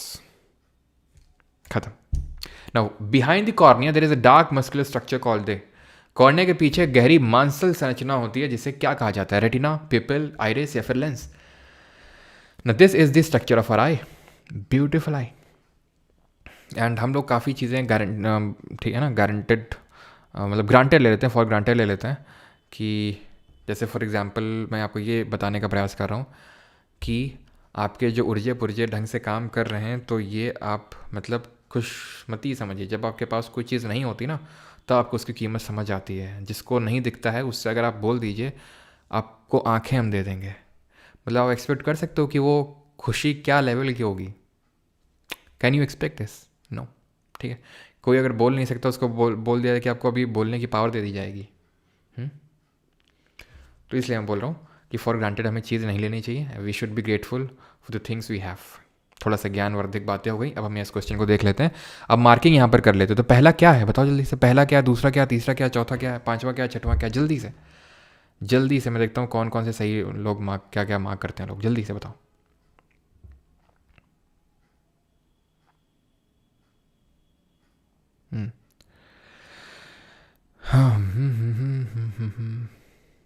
चलो, तो आई थिंक सभी ने सही आंसर देना शुरू कर दिया। पहला तो ही है हमारा कॉर्निया, ठीक है। कॉर्निया के फंक्शंस पहले पढ़ते हैं। सबसे पहले लाइट का जो रिफ्रैक्शन होता है ना, वो यहीं से होता है। जो परावर्तन होता है प्रकाश का, वो यहीं पे होता है, लाइट का रिफ्रैक्शन। प्लस जब हम आई डोनेट करते हैं ना, आई डोनेशन है ना, कि आंख दान कर दी, तो कॉर्निया डोनेट होता है। पूरी आंख ऐसा नहीं कि सॉकेट से निकाल के और सीधा लगा दी सॉकेट में, सिर्फ कॉर्निया डोनेट होता है। सेकंड है यहाँ पर आपको दिख रहा है पिपल, पुतली बोलते हैं इसको। पुतली क्या होती है? पुतली it controls the amount of light entering into the eye, ठीक है, एंटरिंग इनटू द आई। आँख में कितनी रोशनी अंदर जाएगी ये पीपल कंट्रोल करता है। और पीपल को कौन कंट्रोल करता है? ये करता है आइरिस। आइरिस क्या होता है? आइरिस यही डार्क मस्कुलर स्ट्रक्चर है आइरिस। ये जो है कलर्ड पार्ट ऑफ आई होता है, यानी कि जो आप देखते हैं ना, ब्लू आइज डोंट आइज गाना सुना होगा, तो blue eyes, brown eyes, black eyes, ये सब आइरिस की वजह से होता है। तो ये कलर्ड पार्ट होता है आई का, कंट्रोल्स पीपल, ठीक है। ये क्या करता है? पीपल को कंट्रोल करने का काम करता है, पुतली को, ठीक है। जैसे कि जब हम बहुत, जैसे कि अभी मैं डार्क रूम में बैठा हूँ, एकदम से रोशनी वाले में चला जाऊँ, तो डार्क में बैठा हूँ तो मेरा पीपल डायलेट हो चुका होगा, खुल चुका होगा, सो दैट कि ज़्यादा से ज़्यादा लाइट एंटर करे। अब क्योंकि वो खुल चुका है, एकदम से मैं अगर रोशनी वाले में जाऊँगा, एकदम से मान लो कहीं धूप है, ठीक है, अभी तो नहीं है, लेकिन मान लो धूप वाले, एकदम से मैं डार्क रूम से धूप वाले रूम में जाऊँ, तो एकदम से क्या होगा, एकदम आंखें चौंधिया जाएंगी। क्यों? क्योंकि बहुत सारी लाइट एंटर करेगी, क्योंकि पीपल अभी खुला हुआ था। अगर मैं धूप में हूँ बहुत ज़्यादा, तो पीपल सिकुड़ा हुआ है। क्यों सिकुड़ा हुआ? बिकॉज बहुत सारी लाइट है, तो कम लाइट एंटर करे, इसलिए वो सिकुड़ गया। एकदम से मैं अगर अंदर जाऊँ, है ना, किसी रूम में, डिमली लिट रूम में, तो वहाँ पर एकदम कुछ नहीं दिखेगा, अंधेरा हो जाएगा पूरी तरह से, है ना, क्योंकि पीपल थोड़ा सा क्लोज्ड है। ये है आपका लेंस। लेंस क्या करता है? लेंस ही आपका जो है फोकस करने का काम करता है। कहाँ पर? रेटिना पे इमेज फोकस करेगा। तो ये लेंस जो है फोकस करने का। और किस तरह का लेंस होता है ये? तो ये कॉन्वेक्स लेंस होता है, बिकॉज कॉन्वेक्स लेंस ही जो होता है, अब उत्तल लेंस जिसको हिंदी में बोलते हैं, कॉन्वेक्स लेंस, ये कॉन्वर्जिंग नेचर का होता है, ठीक है। तो ये हमारी लाइट्स को कॉन्वर्ज करता है। कॉन्वर्ज कहाँ पे करता है? रेटिना पे करता है। और रेटिना पे ही क्या होता है? इमेज फॉर्मेशन होता है, ठीक है, इमेज फॉर्मेशन। ठीक है, ये क्या है, ये जो आप देख रहे हैं ना, ये सीलियरी मसल्स हैं जो लेंस को कंट्रोल कर रही हैं। दीज आर सीलियरी मसल्स जो लेंस को कंट्रोल कर रही हैं। ये क्या है, ये ऑप्टिक नर्व्स हैं। These are optic nerves. Optic nerves का काम क्या होता है, सेंड दी सिग्नल जो भी इमेज बनी है ना उसको ब्रेन तक पहुंचाना, ठीक है, टू ब्रेन। क्योंकि आंख देखती नहीं है, आंख सिर्फ पिक्चर क्लिक करती है, देख ऑप्टिक नर्व्स उसको ट्रांसफर करता है ब्रेन की तरफ और ब्रेन देखता है। ठीक, डिजीज अभी कवर नहीं कर रहे हैं, अभी सिर्फ इतना ही देखना है, मायोपिया, हाइपरमेट्रोपिया, प्रेसबायोपिया, ये सब आगे देखेंगे। ठीक है, which among the following enzymes help, second last question है, इन ब्रेकिंग डाउन फैट्स। निम्नलिखित में से कौन सा एंजाइम है जो वसा को तोड़ने में मदद करता है, लाइपेज, एमाइलेज, ट्रिप्सिन या फिर राइबोन्यूक्लियस, ब्रेकिंग डाउन फैट्स। तो हम डाइजेस्टिव सिस्टम यहाँ पर देख लेते हैं। ठीक, कौन सा एंजाइम है जो वसा को तोड़ता है, फैट को ब्रेक करता है। चलो, तो यहाँ पर हम डाइजेशन को समझ लेते हैं। तो देखो, सबसे पहले ये हमारा लास्ट ही क्वेश्चन है, ठीक है, तो घबराइएगा नहीं कि सर हैवी हो रहा है। आखिरी क्वेश्चन आपके लिए होमवर्क रहेगा, ठीक है, तो इसको अच्छे से समझ लेना अभी कि हमारा लास्ट ही क्वेश्चन है, अच्छे से समझना इसको। सर इसका 2.0 का अलग से सेपरेट प्लेलिस्ट बना दीजिएगा, ठीक है, सेपरेट ही अलग ही बना देंगे इसका 2.0 का, है ना। चलो, तो अब इसको ध्यान से समझना, डाइजेस्टिव सिस्टम को पूरा। जैसे ही हम मुंह में खाना रखते हैं तो लार निकलती है, जिसको हम सलाइवा बोलते हैं, सलिवरी ग्लैंड से, और नहीं निकलती है ना तो निकाला करो बेटा। क्यों निकाला करो, क्योंकि जो सलिवरी एमाइलेस होता है ये कॉम्प्लेक्स कार्बोहाइड्रेट को सिंपल में ब्रेक करता है, कॉम्प्लेक्स कार्ब को सिंपल कार्ब में ब्रेक करेगा। ठीक है, और कार्बोहाइड्रेट का ब्रेकडाउन यहीं होता है, अंदर और कहीं नहीं होता है। अंदर कोई एंजाइम नहीं जो कार्ब को ब्रेक करे, तो इसीलिए लार निकाला करो। ठीक है, जैसे कि हमारी एंशियंट एक प्रथा है कि हम पूजा करते हैं खाने की, है ना। तुम तो नहीं करते हो, मैं भी अब कौन नहीं करता है, लेकिन ये एक हमारी एक है ना एंशियंट प्रथा है कि अपने खाने को हाथ जोड़ते हैं। वो किस लिए, कि जब हम एक्टिविटी करते हैं तो वो जो सलाइवा है वो निकलना, सेक्रीट होना शुरू होता है। हम अचार खाते हैं, क्यों खाते हैं, सो दैट कि वो सलाइवा निकले। वो सलाइवा जो है वो कॉम्प्लेक्स कार्ब को सिंपल में ब्रेक करता है और डाइजेशन अच्छे से होता है ना। तो ये काम एमाइलेज का था। और किस किस के मुंह में लार आ गई, सलाइवा आ गया सच सही बताना, किस किस के मुंह में पानी आ गया, बताओ जल्दी से। ठीक है, तो सलाइवरी एमाइलेज कॉम्प्लेक्स कार्ब को सिंपल कार्ब में ब्रेक कर रहा है। इसके बाद है हमारा ये खाना कहाँ पर जाता है, ये खाना जाता है फैरिंग्स में। फैरिंग्स जो होता है ये कॉमन पैसेज होता है जहाँ पर खाना भी जाता है, हवा भी जाती है। इसके बाद लैरिंग्स आता है, लैरिंग्स को हम बोलते हैं विंड पाइप। लैरिंग्स यहाँ पे होता है, ठीक है, ये लैरिंग्स जिसको हम एडम्स एप्पल बोलते हैं। ठीक है, तो लैरिंग्स पे भी हम नहीं जा रहे बिकॉज रेस्पिरेटरी सिस्टम नहीं देख पा रहे हैं, तो फैरिंग्स पे जाएगा। देन इसके बाद ईसोफैगस, जिसको कि हम ग्रास नली या फिर फूड पाइप बोलते हैं, यहाँ पे जाता है। और यहाँ पे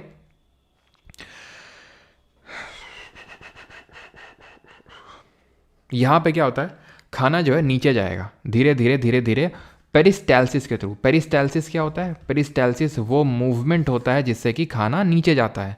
तुमको लटका देंगे ना और तुम निवाला गटकोगे तो भी खाना नीचे की ओर जाएगा। तुम उल्टा लटको, ऐसा नहीं कि खाना ऊपर की तरफ पूरा सब आ जाएगा, वो नीचे की तरफ जाएगा। इसी को पेरिस्टाल्सिस बोलते हैं।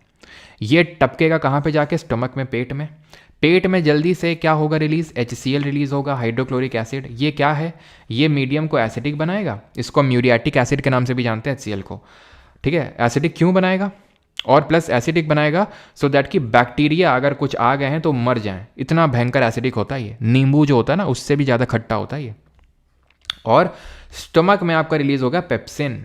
पेप्सिन का काम क्या होता है, पेप्सी बनाना नहीं, इसका काम होता है प्रोटीन को अमीनो एसिड में ब्रेक करना, अमीनो एसिड में ब्रेक करना। अब क्योंकि ये सिर्फ एसिडिक मीडियम में ही काम कर सकता है, इसलिए HCl का निकलना भी यहाँ पर ज़रूरी था। अब इनर जो डेलिकेट लाइनिंग है स्टमक की, वो इस HCl जो भयंकर एसिडिक है इससे क्यों ना डिस्ट्रॉय हो, क्यों ना इसलिए डिस्ट्रॉय ना हो क्योंकि यहाँ पर लगी हुई है एक म्यूकस मेम्ब्रेन, श्लेष्मा झिल्ली।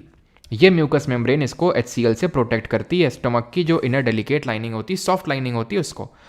स्टमक का काम खत्म, स्टमक में HCl निकला, एसिडिक मीडियम बनाया सो दैट पेप्सिन फंक्शन कर सके। पेप्सिन का काम है प्रोटीन को अमीनो एसिड में तोड़ना और बैक्टीरिया को मारना, ये भी HCl का काम है। देन यहाँ पे होंगी आपकी स्फिंक्टर मसल्स। कौन सी मसल्स होंगी, स्फिंक्टर मसल्स होंगी जो क्या करेंगी, स्फिंक्टर मसल्स ये खाने को पास ऑन करेंगी from stomach to small intestine, छोटी आंत में। अब छोटी आंत जो है 3 पार्ट में डिवाइडेड है, डुओडेनम, जेजुनम और इलियम। छोटी आंत में क्या होता है, यहीं पे ही it is the major site of digestion, ठीक है, मेजर साइट है ये डाइजेशन की। मेनली जो डाइजेशन होता है हमारे भोजन का, खाने का, वो छोटी आंत में होता है, स्मॉल इंटेस्टाइन, ठीक है। तो स्मॉल इंटेस्टाइन यहाँ पर मैं लिख रहा हूँ स्मॉल इंटेस्टाइन, इसकी लेंथ कितनी होती है, तो इसकी लेंथ होती है रफली 7 से 8 मीटर। इसका काम क्या होता है यहाँ पे, तो स्मॉल इंटेस्टाइन में एक्चुअल में 2 इंपॉर्टेंट एंजाइम निकल के आते हैं। एक तो लिवर भैया फेंक के मारते हैं और एक पैनक्रियाज भैया फेंक के मारते हैं। लिवर जो कि हमारा सबसे बड़ा ग्लैंड है पूरी बॉडी में, लिवर की स्टडी को क्या बोलते हैं, लिवर का कलर बताओ जरा कमेंट में। तो लिवर जो होता है ये बाइल जूस स्टोर करके रखता है। ये बाइल जूस कहाँ पे स्टोर होता है, जिसको हम पित्त रस बोलते हैं, ये पित्त की थैली गॉल ब्लैडर में स्टोर होता है, ठीक है, यहाँ पर ही स्टोर्ड होता है बाइल जूस। देन लिवर इसको फेंक के मारेगा स्मॉल इंटेस्टाइन में, यानी कि छोटी आंत में।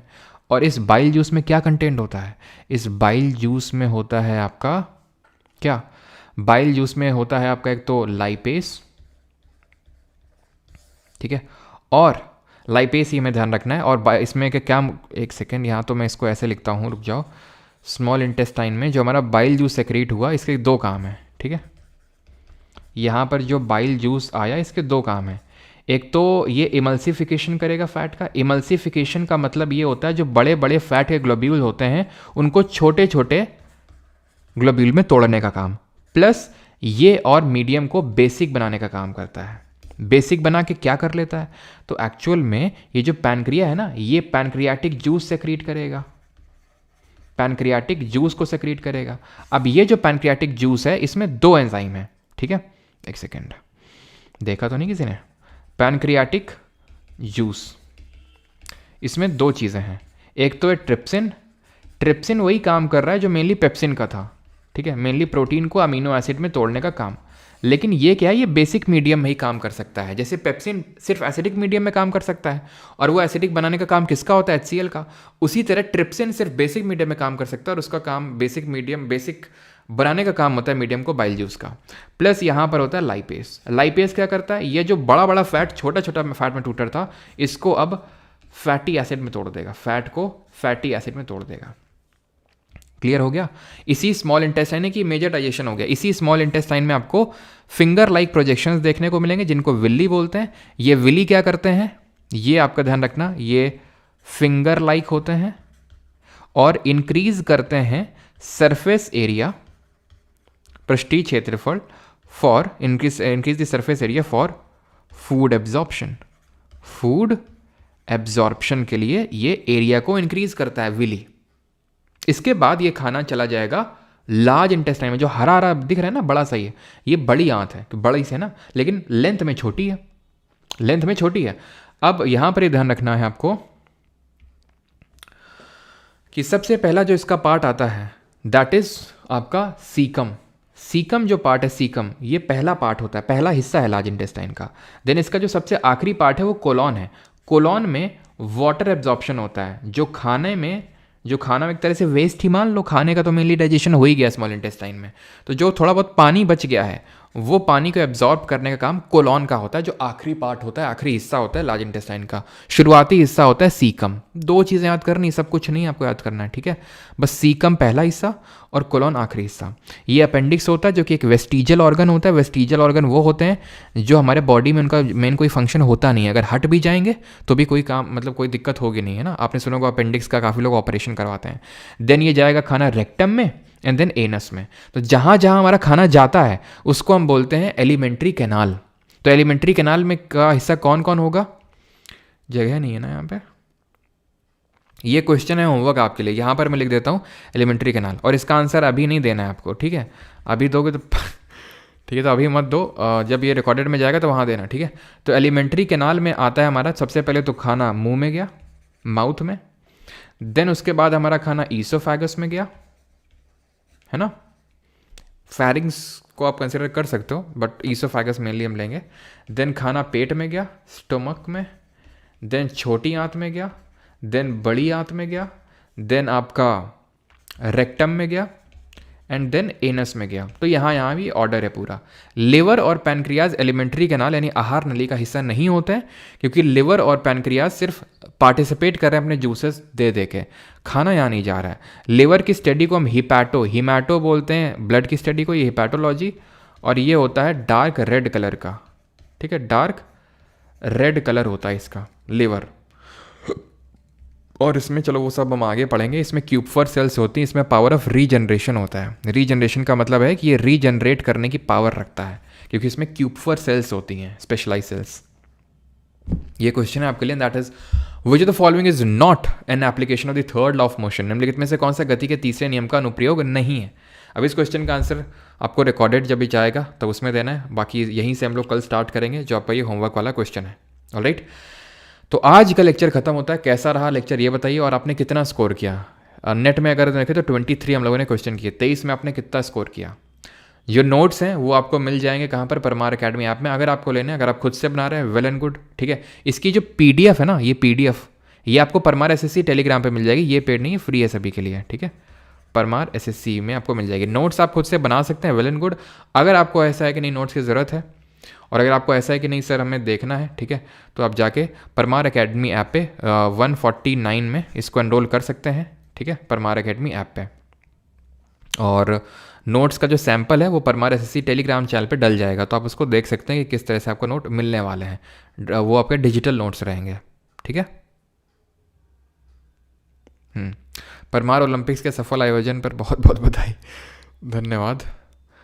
16 स्कोर आया है। Seema 20, Brijesh 20, Dipendu 21, world of Reya 20, 19 Mauha Mahata, okay, and 19 Rajeev, learn with Navya 11, 21। चलो, तो रेगुलर रहिएगा, बाकी तो मैं आपसे बस बोल ही सकता हूँ, करने का काम आपका है। बाकी कैसा रहा आज का लेक्चर बताइए जल्दी से। सब कुछ फ्री है, ठीक है, लेक्चर भी फ्री है, PDF इस लेक्चर की वो भी फ्री है, ठीक है। आप नोट्स को बना सकते हैं। अगर आपको है कि भाई नोट्स अगर आपको चाहिए तो, क्योंकि यार अलग से मुझे बंदा रखना पड़ेगा, और वो पूरा नोट्स है ना प्रॉपर तरीके से, डिजिटल नोट्स यार ऐसे बनते नहीं हैं, iPad वगैरह की नीड होती है उसके लिए। और यहाँ तक आप समझ लो, मैं सैमसंग के पैड को भी रेफ़र नहीं करता हूँ। अगर सैमसंग पैड में है तो मैं वो नोट्स आपको देता ही नहीं हूँ, वो iPad पे ही बने होने चाहिए, बिकॉज सैमसंग की थोड़ी राइटिंग जो है वो थोड़ी समझ नहीं आती सैमसंग की, ठीक है। तो उसके लिए थोड़े खर्चे तो चाहिए होते हैं। बाकी तो आप खुद से बना सकते हैं, ऐसे कुछ दिक्कत वाली बात नहीं है। थोड़ा काम टाइम करें। अच्छा, आज पहला लेक्चर था, मैं आपको बता दूं सर एंड मैडम कि ये टाइम धीरे धीरे कम ही होना है, ये लोड कम ही होना है। शुरू में ज़्यादा आपको लोड रहेगा, बिकॉज चीज़ें हम थोड़ा, क्योंकि पहली बार काइंड ऑफ कर रहे हैं, है ना, तो मैंने डाइजेशन आपको पूरा समझाया भी। जब हम अगली बार करेंगे डाइजेशन का कोई क्वेश्चन आएगा तो हम इतना टाइम थोड़ी ना लेंगे, सब कुछ हमारा पढ़ा हुआ है, तो हम उसको खट सारी चीज़ें तुरंत रिवाइज कर लेंगे, ज़्यादा टाइम थोड़ी ना लगेगा उसमें फिर, है ना।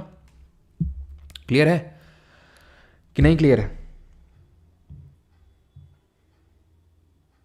बड़े लोग महंगे लोग, हाँ। सेटअप टूर, किस चीज़ का सेटअप टूर भाई? सर बैकग्राउंड ब्लैक रखिए भाई, ब्लैक रख देंगे तो बहुत लोगों को वो रहने लगता है कि यार सर हम PP इसका ना हम प्रिंट आउट निकालते हैं, तो इसका थोड़ा सा ना आप ऐसा कर दो कि इसका वाइट ही रखो, बिकॉज हम प्रिंट आउट निकालते, तो सबकी अपनी अपनी दिक्कतें हैं। हिंदी में भी थोड़ा लिखिए, ओके। हिंदी में यार देखो लिख तो नहीं पाऊंगा मैं, क्योंकि फिर और ज़्यादा टाइम उसमें इन्वेस्ट हो जाएगा। मैं बोलता चल रहा हूँ इसी वजह से, सो दैट कि आपको दिक्कत ना हो, लेकिन अगर मैं लिखूँगा तो फिर उससे टाइम एक्स्ट्रा होगा, ठीक है। ऐसे यार डिस्काउंट कोड नहीं है उसके लिए कुछ। एक क्वेश्चन कंप्यूटर का, ठीक है, कंप्यूटर का भी रख लेंगे, नहीं होगा तो आपके लिए हम कंप्यूटर की अलग क्लास लगवा देंगे। क्या बात कर दी आपने, जान दे देंगे आपके लिए, ठीक है। तो अमन सर से बोल देंगे, नहीं होगा तो कंप्यूटर की अलग से ही क्लास ले लेंगे आपकी, ख़त्म उसका भी किस्सा। Alright, okay okay okay okay, thank you सभी को।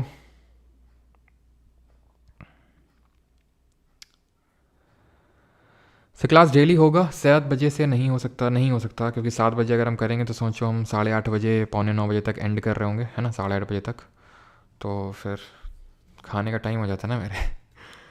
तो ये दिक्कतें हो जाती हैं। फिर अगर खाना लेट खाया तो नींद लेट आएगी, सुबह लेट सो के उठूँगा, तो फिर जो मेडिटेशन वाली क्लास मुझे आप लोगों की लेनी होती है वो फिर नहीं हो पाएगी, तो फिर कैसे हो पाएगा, सारी चीज़ें हैं, दिक्कत है।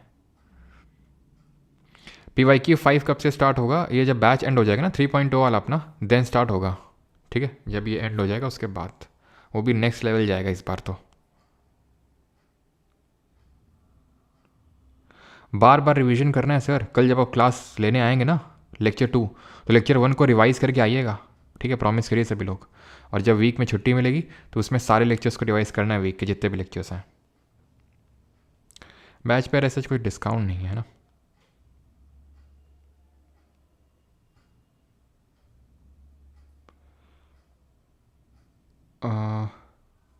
कब लेते स्नेहा भारती जी? टाइमिंग होता है इसका एप्लीकेशन पे होता है सफ़र 2.0 में 6:15 बजे सुबह। चलिए भाई, धन्यवाद सभी का। आप सभी लोग जुड़े आज के फर्स्ट लेक्चर में। सेकंड लेक्चर में तो सब लोग नहीं जुड़ेंगे मुझे पता है, लेकिन आप फर्स्ट लेक्चर में जुड़े, यही आपके इसी बात के लिए आपका धन्यवाद।